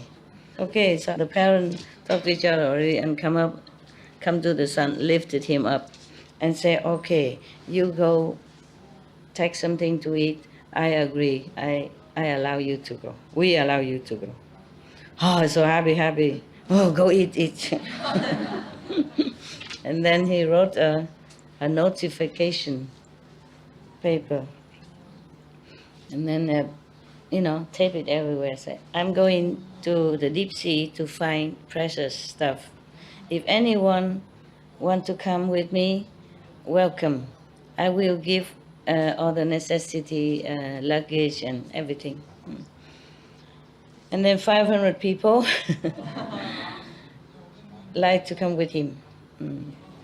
When they're departing, the departing day, the king, the officials and many people come out. Oh, many tens of thousands come out to say goodbye. And they offer them, dry food and money and many things and drinks and all that for the journey. Yes. Everybody was happy. Yeah, everybody pray to and wish them peaceful journey and peaceful return, safe return. After a few days on the sea, they stopped in front of the sand beach. So everybody came up there and take a rest. Unfortunately, there's a big group of robbers. They went there, and there are too many to overpower them with a man number. Yeah, so they cannot oppose them. He knows he cannot. So he took all the food and whatever they have and give it to the robbers. And then continue his journey. It's not to the beach yet. It's not to the sea yet. They were just walking and found a sandy beach and then rest. And then the robber came, took everything. All right. But they still continue. And they came to a citadel, a city, it's called Phong Bak city. In this city, there was a noble person, rich person. His name is Katile. He's a Brahmin caste in India. He has one daughter, very, very beautiful. Her body is also like golden color, gold. And her hair is like jewel, shining, beautiful. And she's the most beautiful girl at that time. 84,000 noble family, prince and all that. They all came to ask her for a wife. She refused them all. Now the great charity man came in front of the city wall, in front of the house, and knocked at the door, want to borrow some money. Yeah. And then she saw somebody knocking at the door, and she came out and peeped, have a look. So he came in, and she was suddenly very happy and touched in her heart. So happy, she came in and tell her father, Pa, outside there's a person knocking at the door. He is my husband. All the prince and noble people she didn't want. That's my husband. And of course, the noble rich man is so happy. Finally, she, okay, So many people came and he's already hopeless. Yeah. So if she can find one husband now, of course she's happy. So he came out happy, and he opened the door and he saw this man, very distinguished looking. Yeah. Dignified personality. So it's not like normal men. So he was very happy inside. He said, "What are you here for?" So he said, "Noble sir, my heart aching because many citizens are hungry and poor. So I volunteered to go to the deep sea to try to find precious stones and more treasure to bring it back, to give it to them." Yeah. Unfortunately, in the middle way, the robber came and took everything from us. Please, can you lend us 3,000 pieces of gold? When we come back, I will return it to you. So the noble rich man say, Please come in the house, come in the house. There's no problem, no problem. Even 10,000 piece of gold, I have. I give it to you. Oh, okay. And then he came into his store, took out gold, and he go to the store, bring his daughter with him. And as he walking, he was laughing, he said. And then, oh no, he take the gold and then he bring his daughter out also. And he was smiling and say, this sum of gold, I give it to you. Not lending, but give it to you. Yes. And this is my daughter. You know, numerous noble prince and noble people came to ask for her hand. She refused. Today I saw you, I'm very pleased. And my daughter also agreed to marry you. Would you,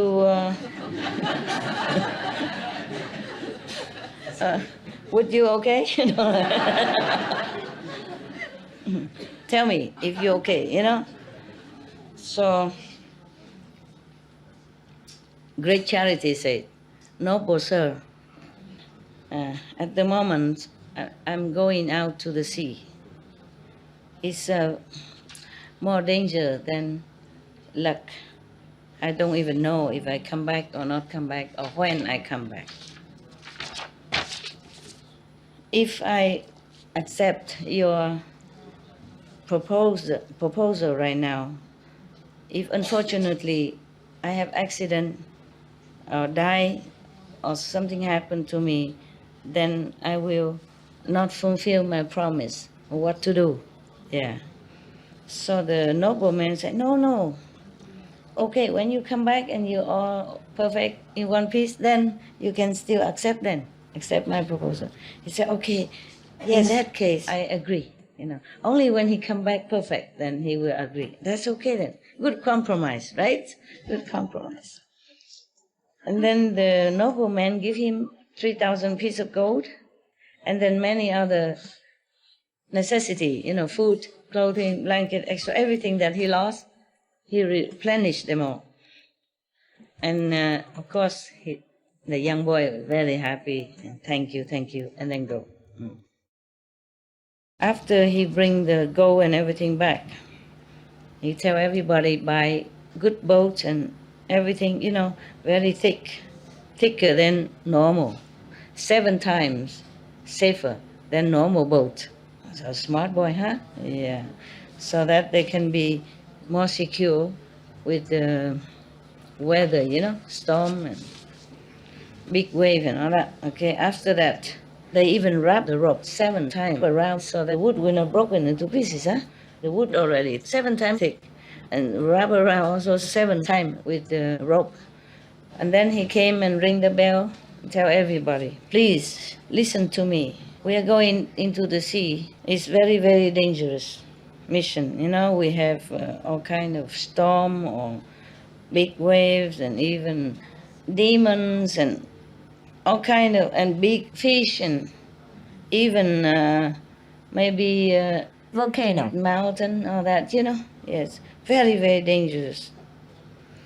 Anyone that have followed me up to now, if you want to go home, then you please go.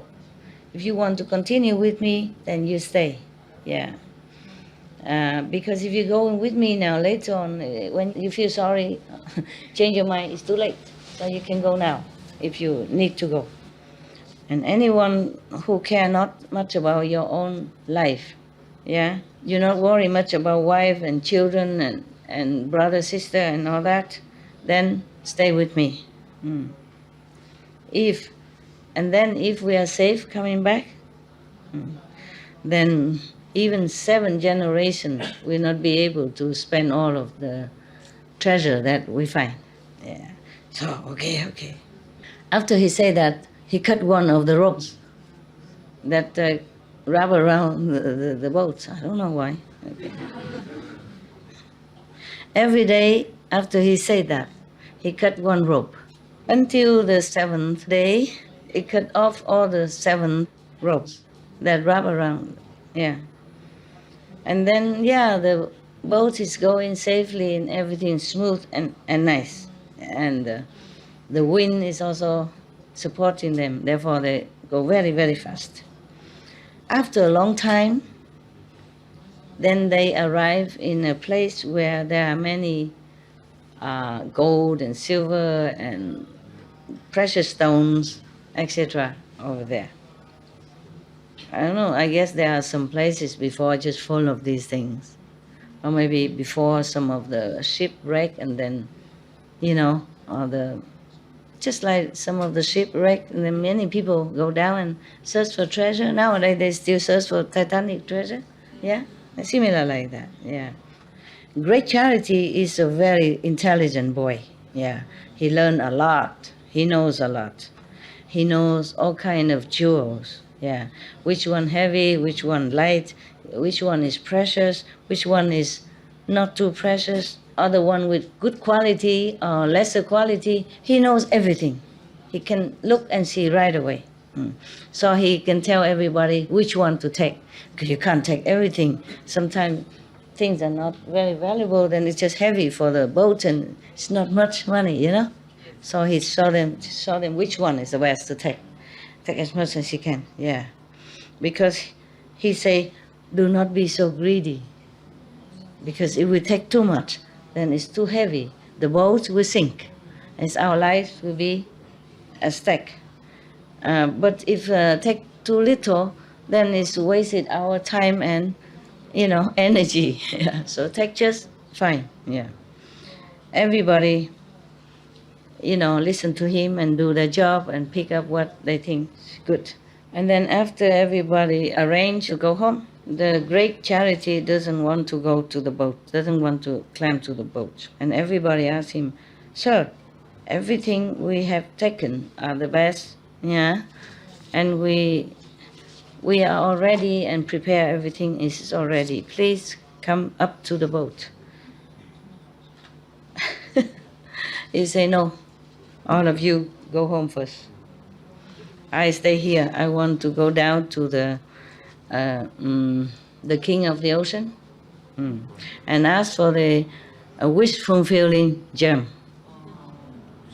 Then I can give to all the world people, and it's never, never finished. Yeah, I want to go. And if I cannot have that jewel, wish-fulfilling jewel, then I will not go back. It's the same again. He probably go there, lay down in front of the king and say, if you don't give me, give me. If you don't give me, I don't go back. This is the advantage also of being a spoiled and the only son. So determined, So everybody say, we rely on your courage and determination to come all the way here. And then now we get a lot of jewels and a lot of precious things. And we all wish to go back safely. And now you abandon us and then you go somewhere alone. We don't agree. Yeah, please come back together with us. And say the stamping feet say no. Please go home. I will pray for you, and you will be peaceful. You will go home in peace and safety. Yeah, happy with family and friends and wife and children. Don't worry about me, okay? Yeah. Everybody was so sad. What to do? So they put their palms together, wishing him a safe, successful journey to the deep sea. My God. Okay. So there you go. Everybody stand on the ship, on the boat, and looking back at him and all crying. Because if he's left there alone, who knows what will happen to him, Who knows if he even can see the king of ocean or not. This is something like in a dream. The king of the ocean, you have to go down there, maybe you drown already before you even see him. All alone, nobody take care. And remember, he was the son of the rich and powerful family. So used to it being pampered, and taken care of. left alone on the wild island like that, who wouldn't worry? Who wouldn't feel sorry for him? Therefore, they're all crying, looking at him and crying. But they have to go because he's all determined already. You know, his strategy always works. Huh? I want it or I won't go, like that, you know. Yeah, okay. And then the boat disappeared from sight, from his side. And then the great charity, he knelt down and light some incense. Probably he brought some incense with him all the way. Probably that the father-in-law to be gave him also incense. Okay, he knelt down and said to the 10 direction Buddha thus, obeisance to 10 direction of great wisdom, great compassion, enlightened Buddhas. Please be my witness. I do not fear the long distance and the dangerous journey going to the sea to take out the treasure to help other citizens, so that they will not be hungry and thirsty anymore. This merit I dedicate to all the Buddhas in the 10 directions. I want to forward it only to my Buddhahood in the future, meaning he doesn't want to be a god or a powerful human being, such thing like that, it's an ephemeral thing. I am very, very sincere, so please protect all the person who came with me and now they're going back home. Protect them, bring them home safely, and no accident, no trouble for them. And then he's going down to the sea now. The first day he went, the water is up to his knees. And then when he went together 7 days, and the water up to his waist. And then 7 more days, the water up to his neck. And then he has to swim 7 more days, 7 days swimming. And then he will arrive at the mountain. He broke out 2 branches of tree has 2 walking sticks so that he climbed the mountain. 7 days after he arrived at the top. 7 days he's walking on top of the mountain, and then he come down. Come down the other side, Yeah. And then 7 more days, he walked around, on the foot of the mountain, and then he found a water stream. In the water, they have a lot of lotus, golden lotus. Not yellow lotus, but golden, yes. But he saw many of the poisonous snakes in there as well. Either they lie on top of the lotus or they lay around on the leaf. So he saw that. So he sat down, crossed his legs, and then he tried to concentrate on the samadhi kind of meditation. And he was thinking these snakes in the former lives must be a kind of jealous, angry persons. So now they are exiled here as snakes, reborn as snakes. Look, the body look bad and everything is not good for them. Suddenly, because of the love and the compassion of the great charity in meditation, all these snakes suddenly has no more poison. Their poison disappear. So, after that, the great charity man just walked on the flower to the other side of the water. No snake bite him. And then after he arrived at the other side, he saw many other demons because they smell humans' flesh, so they're coming to him. And then he also sat down, meditate, compassionate and samadhi. After that, all these demons suddenly change their mind into, loving, merciful being.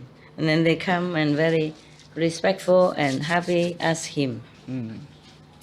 Bodhisattva, where are you from? So great charity say, sirs, I'm coming to search for the wish-fulfilling jewel. So the demons are happy, saying, oh, this person is full of merit. But he wants to go to see the king of the ocean. Even though he has a lot of marriage, but the long distance, how is he going to be able to make it? Okay, I think we have to help him to bring him out of this danger, pass by, and then he can go on his way. So everybody use their demons' power. Demon has power, we don't have. Then, carry him all the way to 400 miles, and then they come back. From then, the great charity goes straight on. And suddenly he saw a big, big wall, a silver wall, but it emits light like the sun. Now he knows this is the palace of the Ocean King. Yeah. So he was very happy and go inside. Yeah. But around this citadel, around the wall, there's 7 times this kind of water moat, 7 times water, surrounding the wall. And inside that, a lot of snakes, poisonous and scary snakes. Yeah. And then great charity thought to himself, these snakes, when they were alive as humans, their heart was so wicked and harm many people. That's why they have to be born as snakes. Look so scary and wicked like this and poisonous. So he felt very, very sorry for them, and he emit compassionate feeling, like energy like that. And then suddenly all the snakes disappear. Then he can go. When he went to the gate of the city, he saw 2 big dragons guarding there. When they see great charity come in, they look at him, stare at him. And he also had to meditate on the merciful samadhi. And then the 2 dragons lower their head. Don't stare at him anymore. He walked on top of the dragon's head and go inside. Then he saw the king of the ocean sitting there in his jewel throne, 7 jewel throne. And he saw great charity came in. He was so surprised. He was thinking, my citadel has 7 times, protection of water, and many poisonous snakes, and then even have dragons and demons. And how can he come here? He must be full of merit. Okay? Yes. And then the king of ocean felt very respectful then. Yeah. Who else would come here? Very respectful. He came out, welcomed him, and asked him to sit on one of the dais, which are made of 7 jewels, 7 precious stones, and then bring all the beautiful food and drink offered to him. After that, he asked him, "Sir, you came here for anything important?" So they say, "Your Majesty, the people on the earth surface, they are very hungry and thirsty, they're poor. Because of that, they have to do many terrible things, and creating terrible, killing karma, all kind of terrible karma they create. And then after they die, they will have to go reborn into the 3 evil paths. I feel so sorry for them. That's why I want to help them. Therefore, I don't mind the long distance and the danger coming here to pay obeisance to you and ask you for the wish fulfilling jewel, yes, so that I can go home and help everyone on the planet. Please be merciful and give it to me." Yes. But wish fulfilling jewel is the most precious. Yes. Even though you came here, your adventurous journey to come here is very laudable, praiseworthy. Normally, I would not dare to refuse you, of course.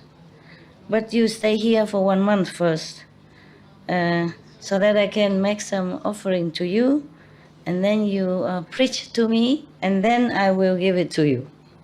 What kind of preaching? He's not a priest. But he respect him so much. He thought he's a bodhisattva of some kind. Yes. All right. So every day, the great charity say, "Oh, that is precious, precious. Your Majesty has such a hospitality to keep me here." And then even want to hear some saying some dharma, I would not dare to refuse. Yeah, I will stay. Yeah. And then every day the king of ocean offer him food and drink, very respectfully and very plentifully. And then when he was eating, all the ocean being come with the music and dancing and singing, beautiful people. It's just excellent music that on the planet we cannot hear, we will not have. And after that, the great charity used all his eloquent talent to preach to the king. After a while, 1 month is up, he say goodbye. And then the king of the ocean take the wish-fulfilling jewel from his tuft of hair, give it to him. And then he said, great charity, sir, your mercy heart is so great, so big. Your willpower is so incredible. In the future, you definitely will be a Buddha. After you become Buddha, please accept me then as a disciple, and with wisdom. Then the great charity say, excellent, sir, your Majesty, what kind of ability, what kind of quality, what kind of power does this wish-fulfilling gem has? So the king say, great charity, this jewel has the power to make a rain in 2,000 square miles, yeah? And then that rain will manifest into many different kind of food for all beings to use, the useful thing daily. And then so he's very happy. Accept the jewel and then thought to himself, he said, this jewel seems very precious, okay, but it's so limited. 2,000 more square miles he didn't like. Yeah, sure, not enough. It's not as powerful as I thought to help more beings. It's not as I wanted. But never mind, I say goodbye and then take the jewelry and go. And then walking for a while, I think he wants something better. Walking for a while, he saw another citadel with the walls. It's all like green diamonds, yeah. The same, 7 moats surrounded, a lot of water, and then a lot of poisonous snakes. Yeah, so he was thinking of himself, the same, nah? Because these snakes in the former lives, as they did not do anything good and they're wicked in their heart, therefore they be born in such a horrible, poisonous being. I have to feel sorry and try to bless them somehow. Yeah, after that he sit down, and then go in samadhi with a merciful intention and loving them and feeling very, very protective for them. And then after that, of course, all the snakes has no more poisonous quality, the poison gone. And then he got up, walked on the heads of these snakes to go in, because it's water, so he walked on it like stone to go inside. And when he go in front of the gate, the citadel, he saw 2 dragons, the same, stopping him. And then the same, he do the same thing. When the dragons saw him, they look at him very violently, wickedly, as if say, don't go, don't come in. And then he also sit down, meditate. Yeah, and his merciful energy changed them. And then suddenly they lower their head and become very sweet, like house pets. So he walked on that, go inside. And this another ocean king sat on his seven-jewel throne and was thinking, my God, how can? How can this person go in through all these protective layers of water and snakes and dragons and, demons and Dracula, vampire and all that.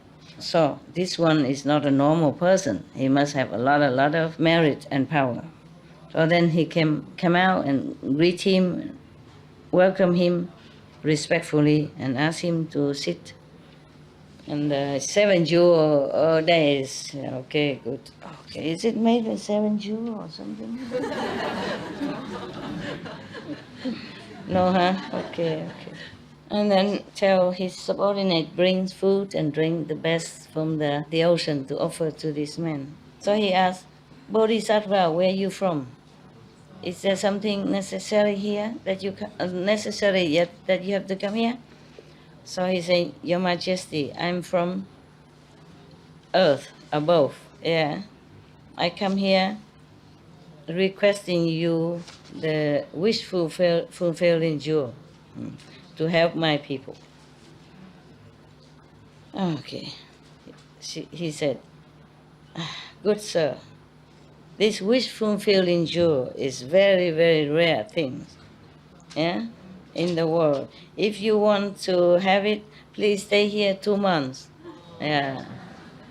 Every day, give me a lecture. Yeah. Teach me, read me a story from the Buddha Sutra. I like. And then after that, I would give it. Okay. Yeah. So that I can also have a chance to make offering to you. Since the person is rare, so he want to make offering. Yeah, respect. Okay.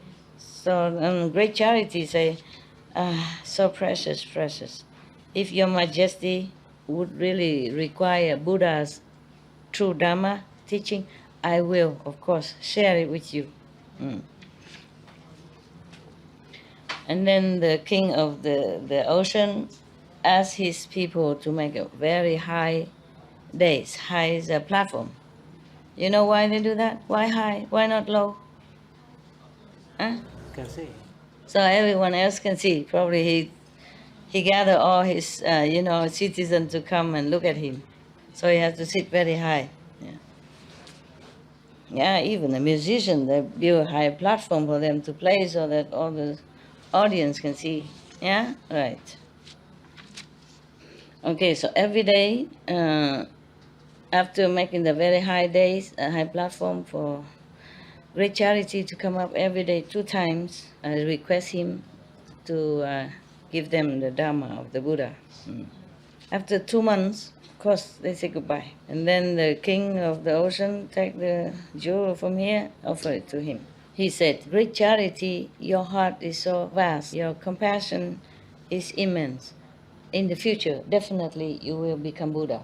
After you become Buddha, I will be your disciple with magic power. The other one with wisdom. Maybe that was Manchushri then. Who knows? Yeah?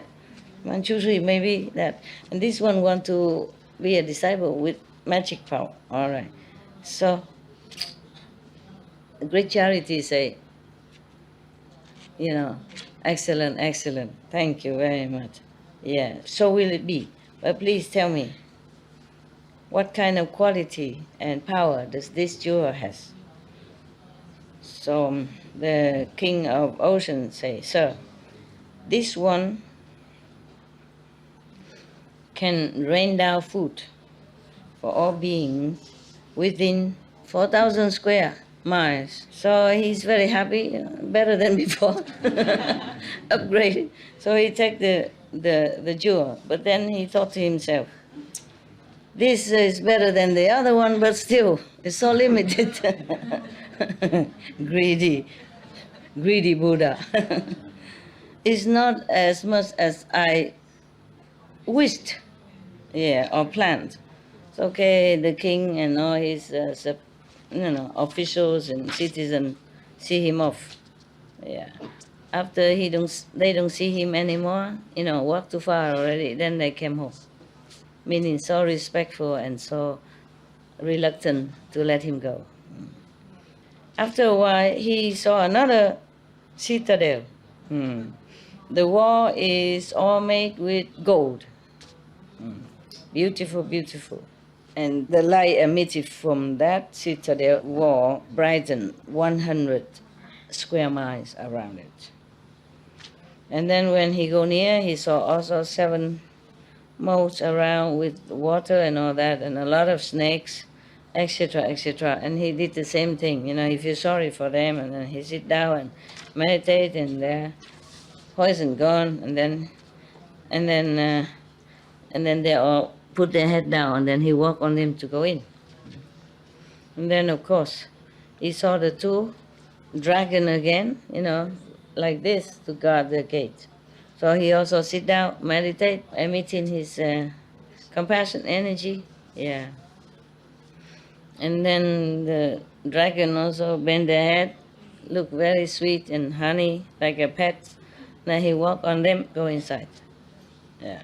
And then the king, another king of ocean. There are different kings of ocean. Yeah. Sitting on his 7-jewel throne, saw somebody come in, surprise, blah, blah, blah, blah. Yeah. Yeah, must be a very meritorious person. Yeah.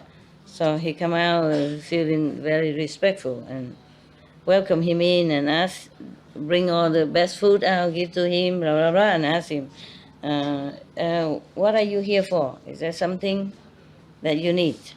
So he say, da, da, da, da, da, da, the same like before. You know already, yeah?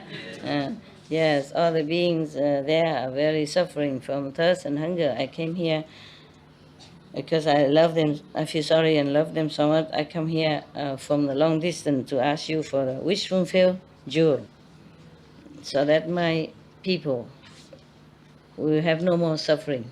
Yeah. So he said, yeah, that is a precious. Probably have to stay a year, yeah. Oh, no, 4 months. Yeah.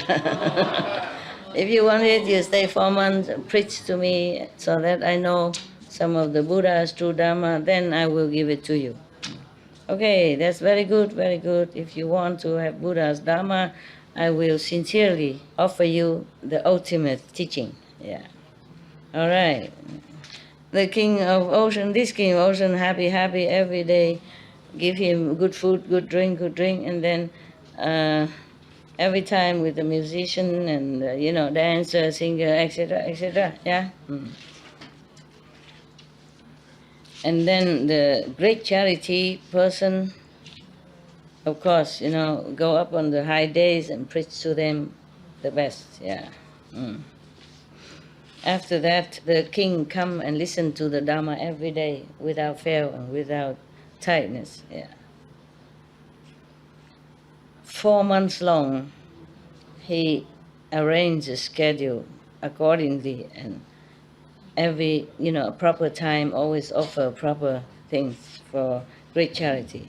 After 4 months, you say goodbye, and then take the jewel out and give it to him. And then say, great charity, your vows is so great, and your mercy is so high.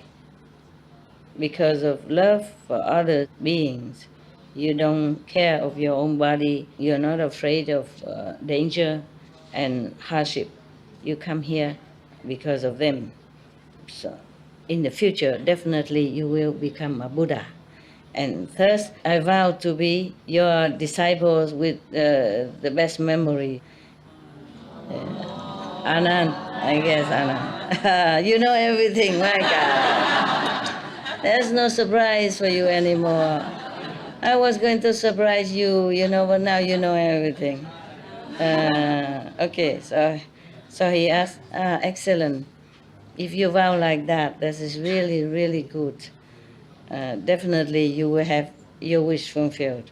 Well, could you please tell me the quality, the ability of this jewel? So he said, this jewel can can rain down 7 kind of jewels in the vicinity of 8,000 miles square. Jewel now, and not just food and clothes. And so he was very happy to take it. And then he thought to himself, you know what he thought, right? Huh? What? What did he think? Huh? Not enough. We are not enough. Not enough. Not enough. Yeah. He said, this one is better than the other 2. And he was happy and he was thinking, the earth is only about 7,000 square miles, probably his country. Yeah. He don't know much further than that, I guess, you know. From here, look to there, and the earth's finished, right? The round, and you go to here, oh, that's it. So but this one covers 8,000 square miles, so that's okay for me. Yeah, it's enough. Yes. Yeah, because his earth is so small, only 7,000 square miles, and this jewel can rain down, you know, precious stuff for 8,000 square miles. So that's okay. It's good enough for me. I don't know what he do with 1 extra square miles. Yeah, it rained down into the air or what? Nah? Okay. So he went out of the 3rd ocean kingdom, put that jewel on his hand, and say, if this is a true wish-fulfilling jewel, take me up into the sky and fly me home. Okay, so is it true like that? Suddenly he was lifted up into the sky and fly for a while, yeah, as a bird. After a while, past one of past the ocean, he landed on the beach and take a rest. On this beach, somewhere on this beach, when he was sleeping, there was some of the dragons around there, knowing that a great charity has came to the Ocean King and has got the best wish-fulfilling jewel. So they became greedy. They saw that he's sleeping. They came there, took the jewels from his body, you know, untied the bag, took it, and went down to the ocean, disappeared. Great Charity heard some commotion, wake up, open his eyes, don't see anyone, but he know he lost, he saw his 3 jewels gone. And he thought to himself, in this area, it's not possible to have any humans, so it can only be the dragons that stole my jewels. What a waste of my time and my, you know, diligence. I spend so much time and go through so much hardship to get them, so that I can rescue other beings, to fulfill my wish of charity, to give it to others. And you guys came and stole it. If I don't take them back, I will not go back home. Give it back to me, give it. Same stuff. Spoiled brat. I want what I want and I get what I want. Yeah, okay. All right. Even if I die, I will not go back home empty-handed. I will scoop all the water from the ocean until I see you down there. You wait and see. So he's going to empty the ocean now, so that the dragon has nowhere to hide. Oh, God. He was just talking to himself like that, and then he was looking for something to scoop the water. And he saw 2 empty, the back of the turtle, you know? Yeah, 2 empty turtle shell. Yeah. So he took it. And then suddenly one of the gods of the ocean, not the king of the ocean, but, you know, some of the protective gods of the ocean appear and say to him, this ocean is 336,000 miles deep. Yeah. Is that deep? Yeah? Very deep.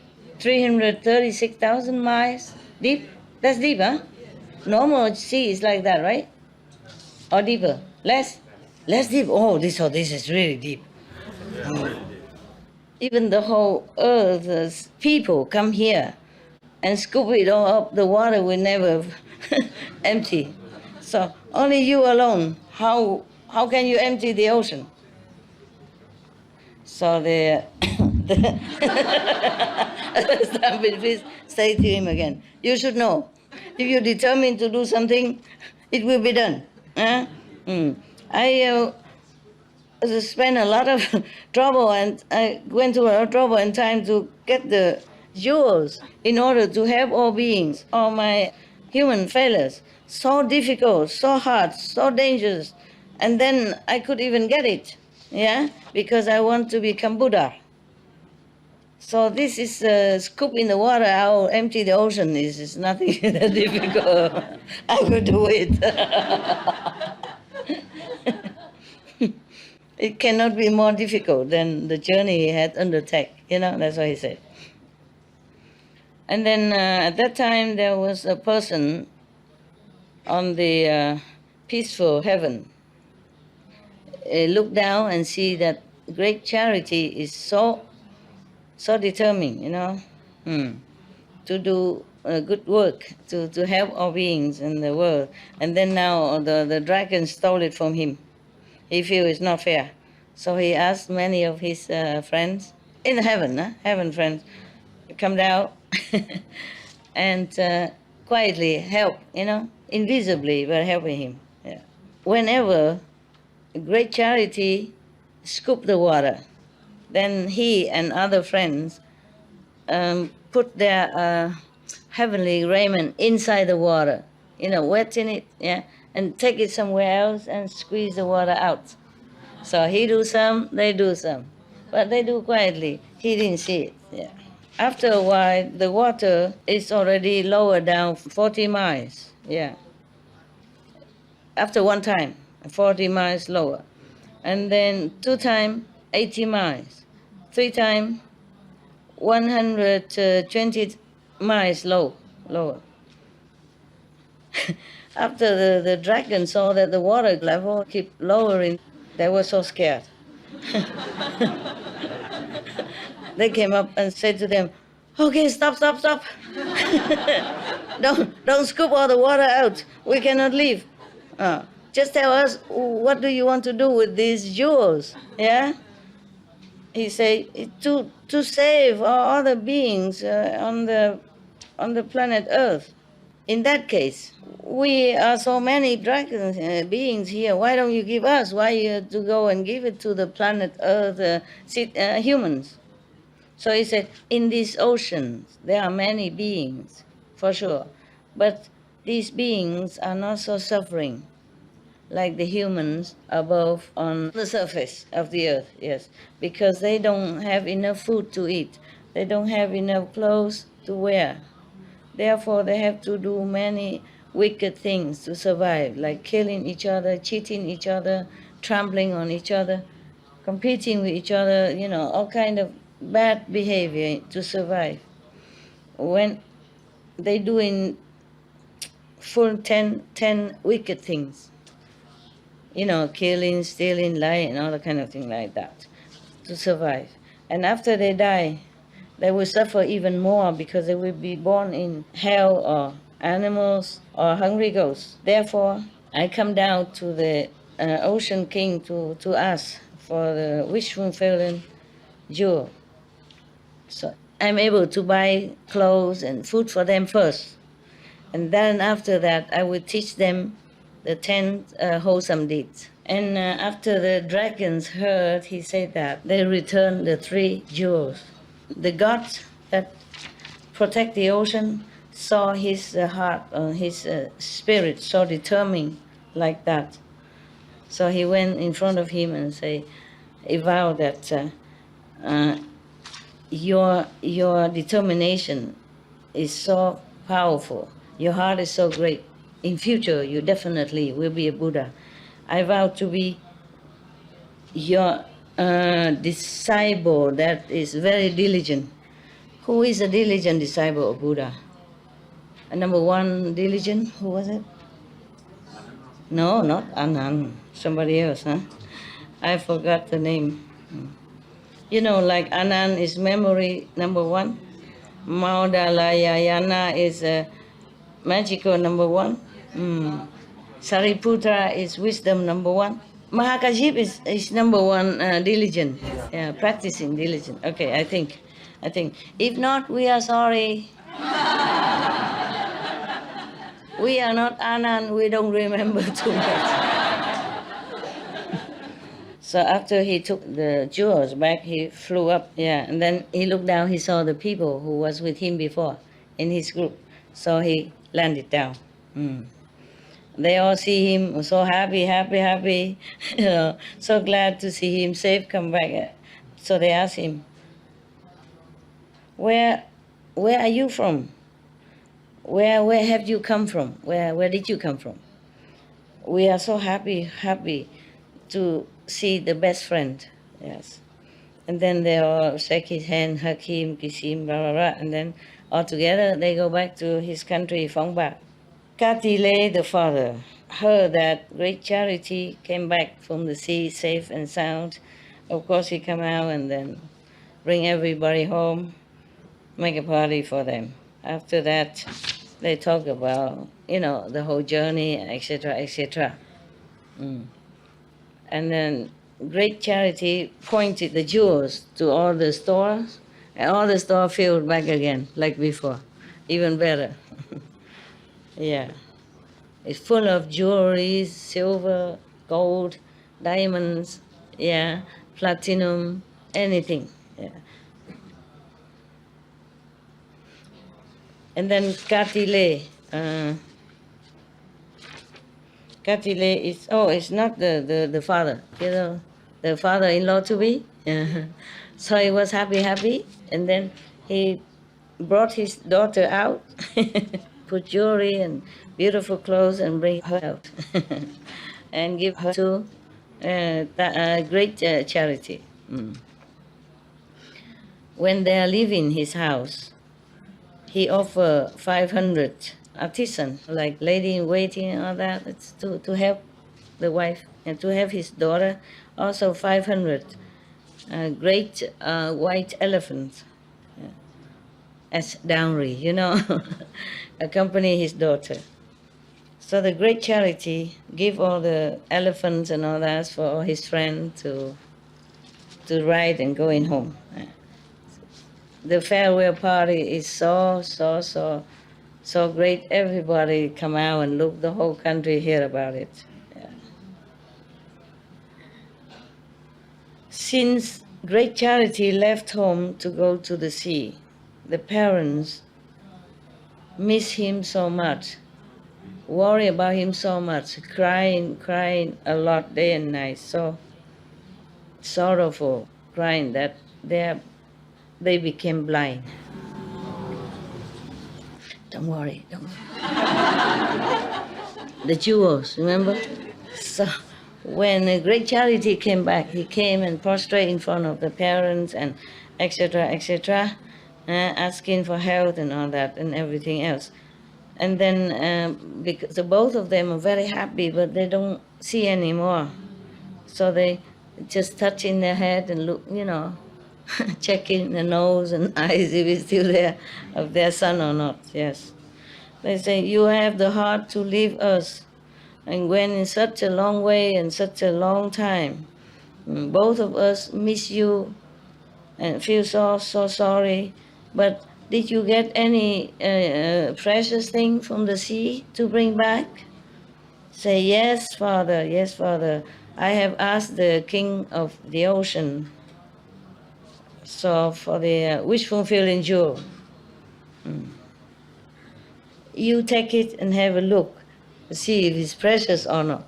So the father took it and say, this is like one of the stone in our yard outside. What is what is so precious about it? like the pepper we have in here.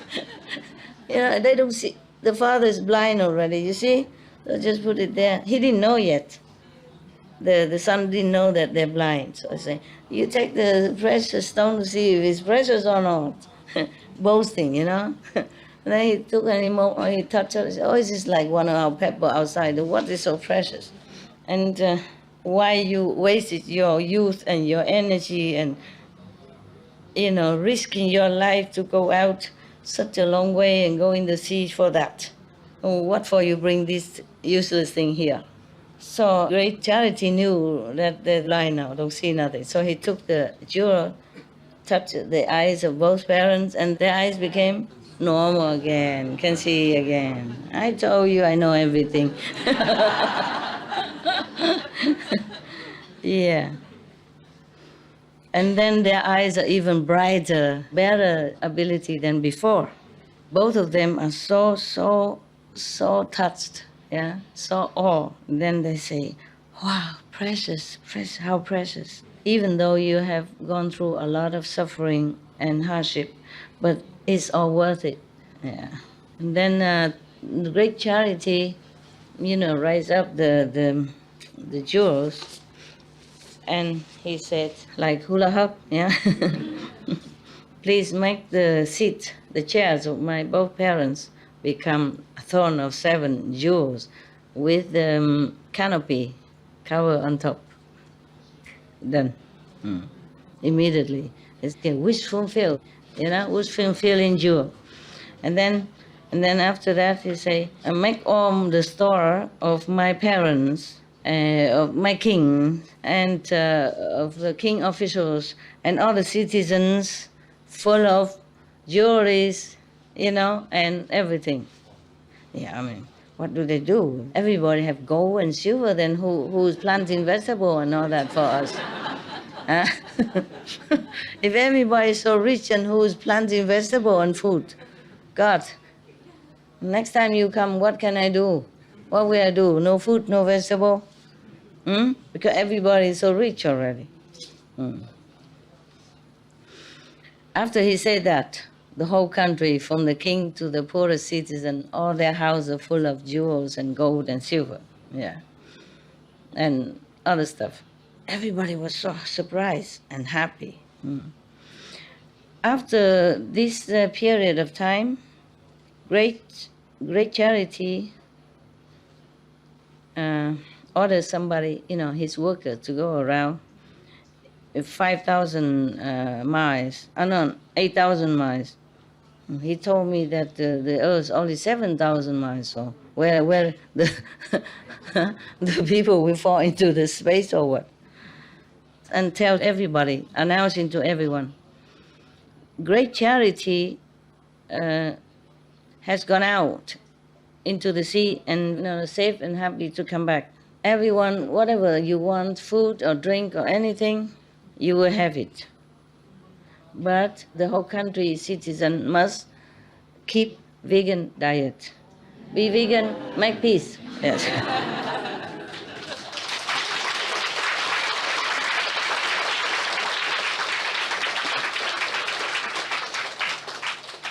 Then you will be able to enjoy this blessing.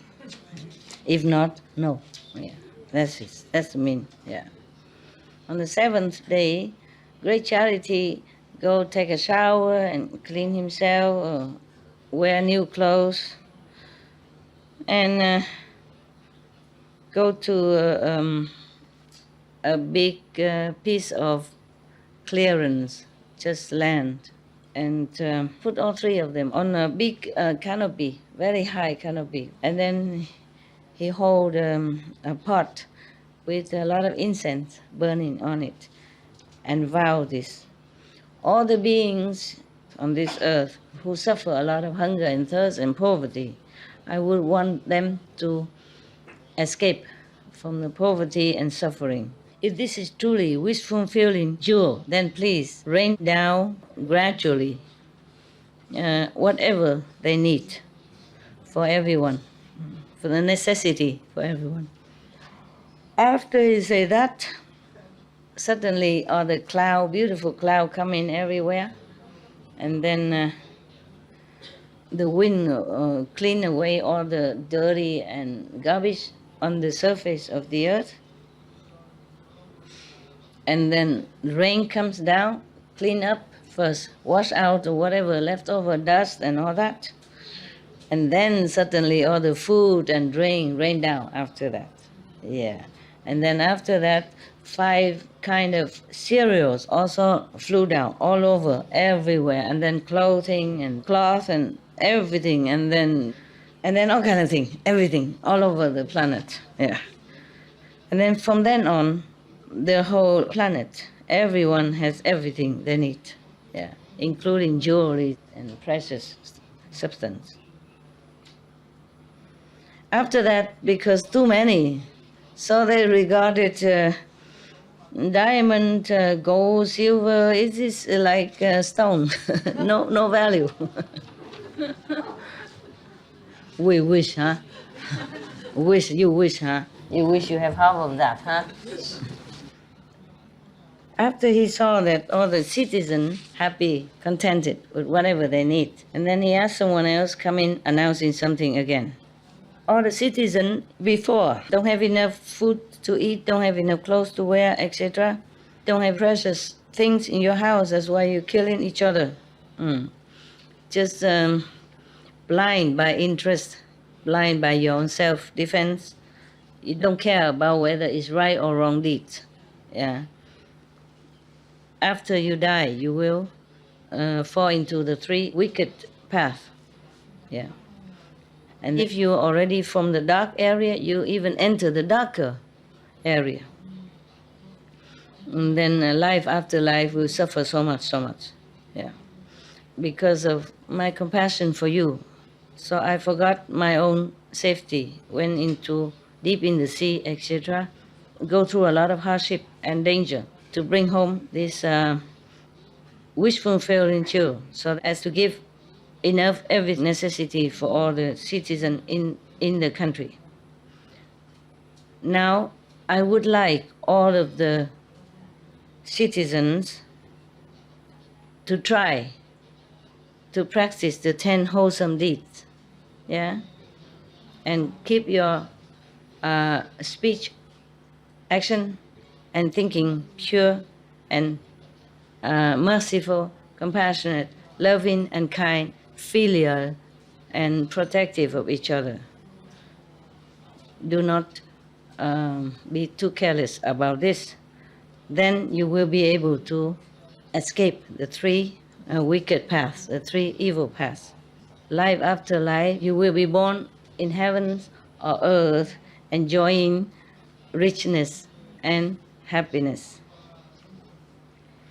And then after that, he writes many letters, similar thing, send it to all the king, officials, and citizens of other countries, yeah, to do the same. Not only that, he used many expedient means to lead all beings into the righteous path, yeah, cut off the wicked deeds and diligent practice of wholesome actions. At that time, on the planet here, everyone rely on his blessing, has everything they need. And also diligent practice, the 10 wholesome deeds. And then they think they don't know what to do to repay his kindness. They can only know how to obey his teaching, yeah, and become more humble, keeping mind, speech, and action pure, to repay his love. Because of that, after they die, all of them gone to heaven. Now, the Buddha remind everybody, Sariputra, you should know, Nikoluddha, at that time was my father now, yeah, the king. And the mother who gave birth to great charity is now my mother again, Maya, the Queen Maya. The great charity person was my former incarnation. The king of the ocean of the silver citadel is now Sariputra. We know everything before already. We knew already. The ocean king who stay in the diamond, luli, maybe it's not diamond, it's like crystal, crystal. Yeah, it doesn't matter. Is now Maudalalayana. Yeah, you know, the number one, magical, yes. And the ocean king who stay in the golden citadel now is Anand. Yeah, he want to become the memory number one, huh? Yeah. The god of the ocean now is Leviat. At that time, Anand was the king of ocean, treated me generously and respectfully.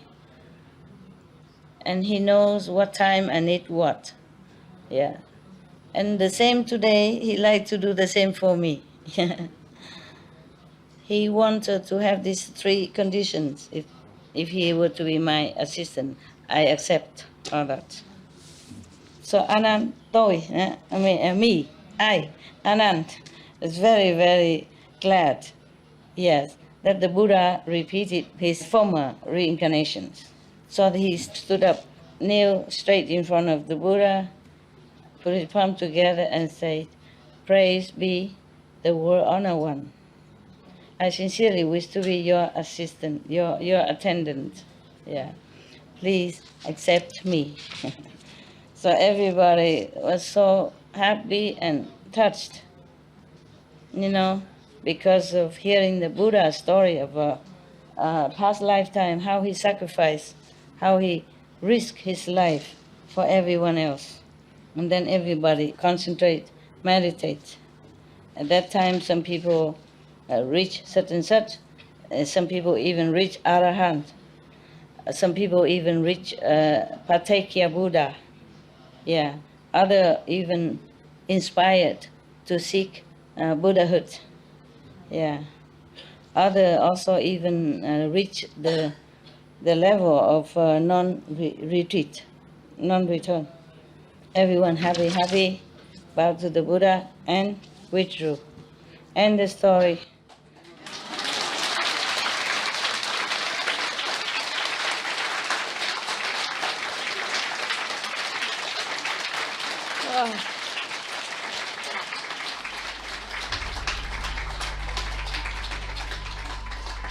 We should really thank the past masters, monks and nuns and scholars who have taken time to record the Buddha's teaching after the master's nirvana, and also for the past and present persons, lay or monks or nuns who have really dedicated themselves, sacrificed their time and precious health or under any difficult situation to translate this so that I can read it to you. And we have to thank them.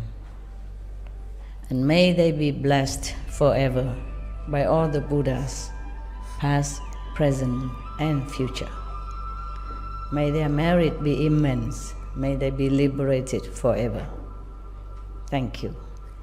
We thank the Buddhas and Anand and all the saints and the disciples, great disciples of the Buddha, for this beautiful example of sacrifice, compassion, and love. Thank you so much.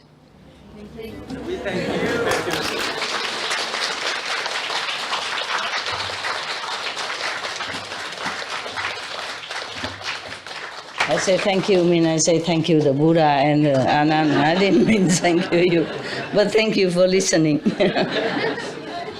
Yeah. Okay, yeah, any question? Thank you, Master, for reading these beautiful sutras for us in last days. And this really enlightened our mind to understand the Buddhist and what Shakyamuni Buddha has done for us, for the living beings. And we were truly ignorant because before, for example, I don't really believe if people bow to some Buddha's image Status, or yes. giving something, and that's all nonsense. I was thinking like that way. Yeah, And yeah. I am feeling now very pity, and if I continue thinking like that way, it was really bad. Yeah. Because now in Mongolia, we are the Buddhist country. Yes. And we are trying to work with monastery, the head of the monks, to promote vegan. And as you said, the lamas eating meat. No, he's not eat meat anymore. The Dalai Lama? No, Oh, the the Mongolian Lama. lamas. Lama. eat Okay, meat. okay. And that was really a hard thing for us to see. Yeah. But suddenly, maybe half a year ago, the head of the monastery's initiative, the monastery has own very big vegetarian restaurant. Vegetarian restaurant? Restaurant. Okay. Before they have never talked about like that kind of things, but suddenly they Open the restaurant? accepted to have such a restaurant. Okay. And the Krishna disciple, The what? Krishna. Krishna school? Krishna, yes. School. Hare Krishna, Hare No, Krishna. no. The Hare Krishna disciples made that restaurant, to run the restaurant. Run the restaurant. For that For the Buddhists. Buddhist monastery. Okay, wonderful. A good cooperation. Yeah, good cooperation. And we helped them to promote that restaurant. And we now continuously, exactly what we are trying to promote people is don't kill animal for people die. In yeah, when 49 they days, die, don't kill animals. Yeah, That was the first thing we were trying to promote, using the head of the monastery. Yeah. Because if he speak, it's like a pop speaking in Yes, Italy. of course. So it's very important to It should be influence. the example. Yes. And second thing we're trying to promote is don't kill animals, celebrating for newborn baby. After 2 years, also celebration, like a very big celebration. Also kill animals, yeah. These two kind of things we are trying to start to promote to Very all good. nations. Very good, very good. And Excellent. this is stories really, linkage with what we are doing and really helpful for us. We Yeah. are on the right way. Right road, yeah. Right You road. go home, print this Buddhist Sutra, copy from internet and give it to them. Yeah, and I also would like to name of this sutra, if possible, if it's What have a name. sutra? The sutra you read for Now? This one or the other? Yeah, if it has a name, we would like It has to a name, find yeah, it. but it's Vietnamese. But Okay. Maybe translate. I don't really know how to translate it. There's the one, the past vows of Erstwhile Bodhisattva. That's good enough, even. Yes. Yeah, okay. Another one? This one I don't know. They don't say any in English here. It's just all the Buddha's, I guess, Buddha's past life story, huh? You check it out, okay? This is all about Buddha's past life and his great disciples' past life. According to the Vietnamese name, and this is like the Sutra of Sages, saint and sages. We have a great master, so we ignore other masters, and now we understood it was wrong. We should pray for Earth Star Buddha and other Buddhas. And Master, if you allow us, or if you, we have our singer brother in here. Who? This brother, our Mongolian brother, he is a singer. Singer. And to enjoy you a little bit after reading these long sutras, we would like to sing.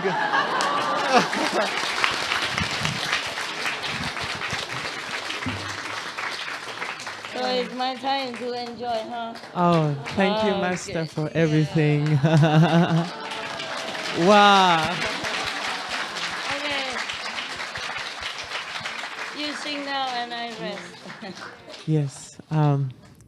Master, so first we would like to dedicate this song to you, which was composed and dedicated to you by our initiate brothers.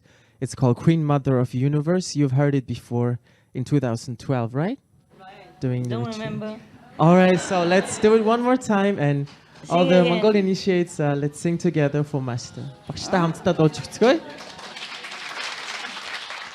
Хаан хорвоо гэрэл төлөсөн хатан дэдижи миннэ харин ичээ цацруулсан цаглашгүй гачтан миннэ Бурхадын гигэн орносоо буугаад тамин ирвүүдэ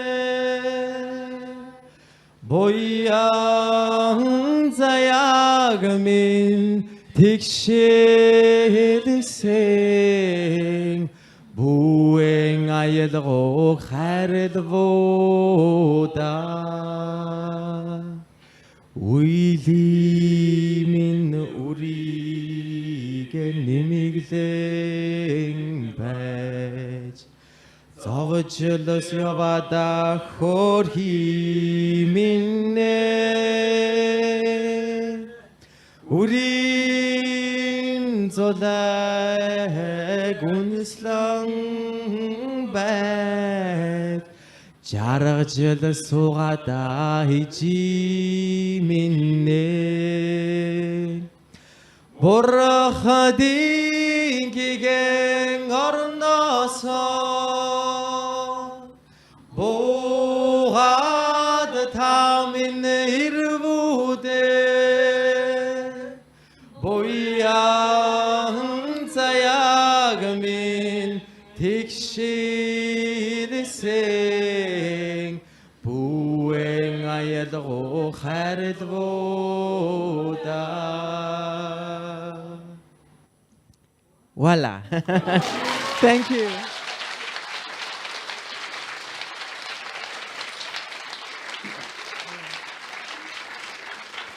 Beautiful. Thank you, Master. This was dedicated and composed for you by our initiate brothers of Mongolia. Beautiful. Yeah, Queen Thank Mother you. of Universe. Really beautiful. Yeah.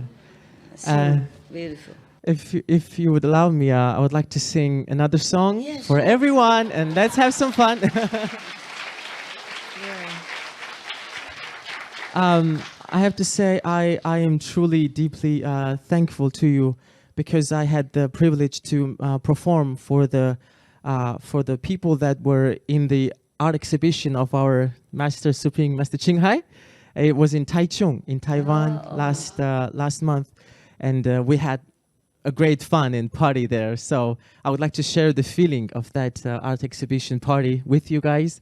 And let's all sing together. It's Fly Me to the Moon by Frank Sinatra. It's one of your favorite songs, Meister. Fly me to the moon.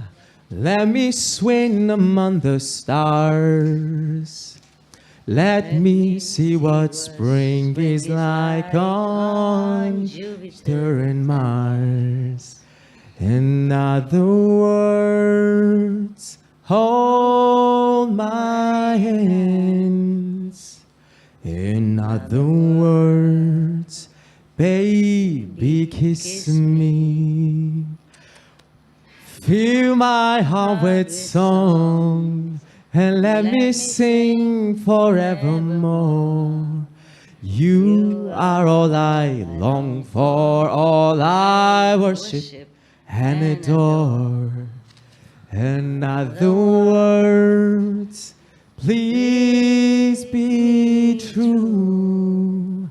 In other words, we love you. Master, thank you. Woo!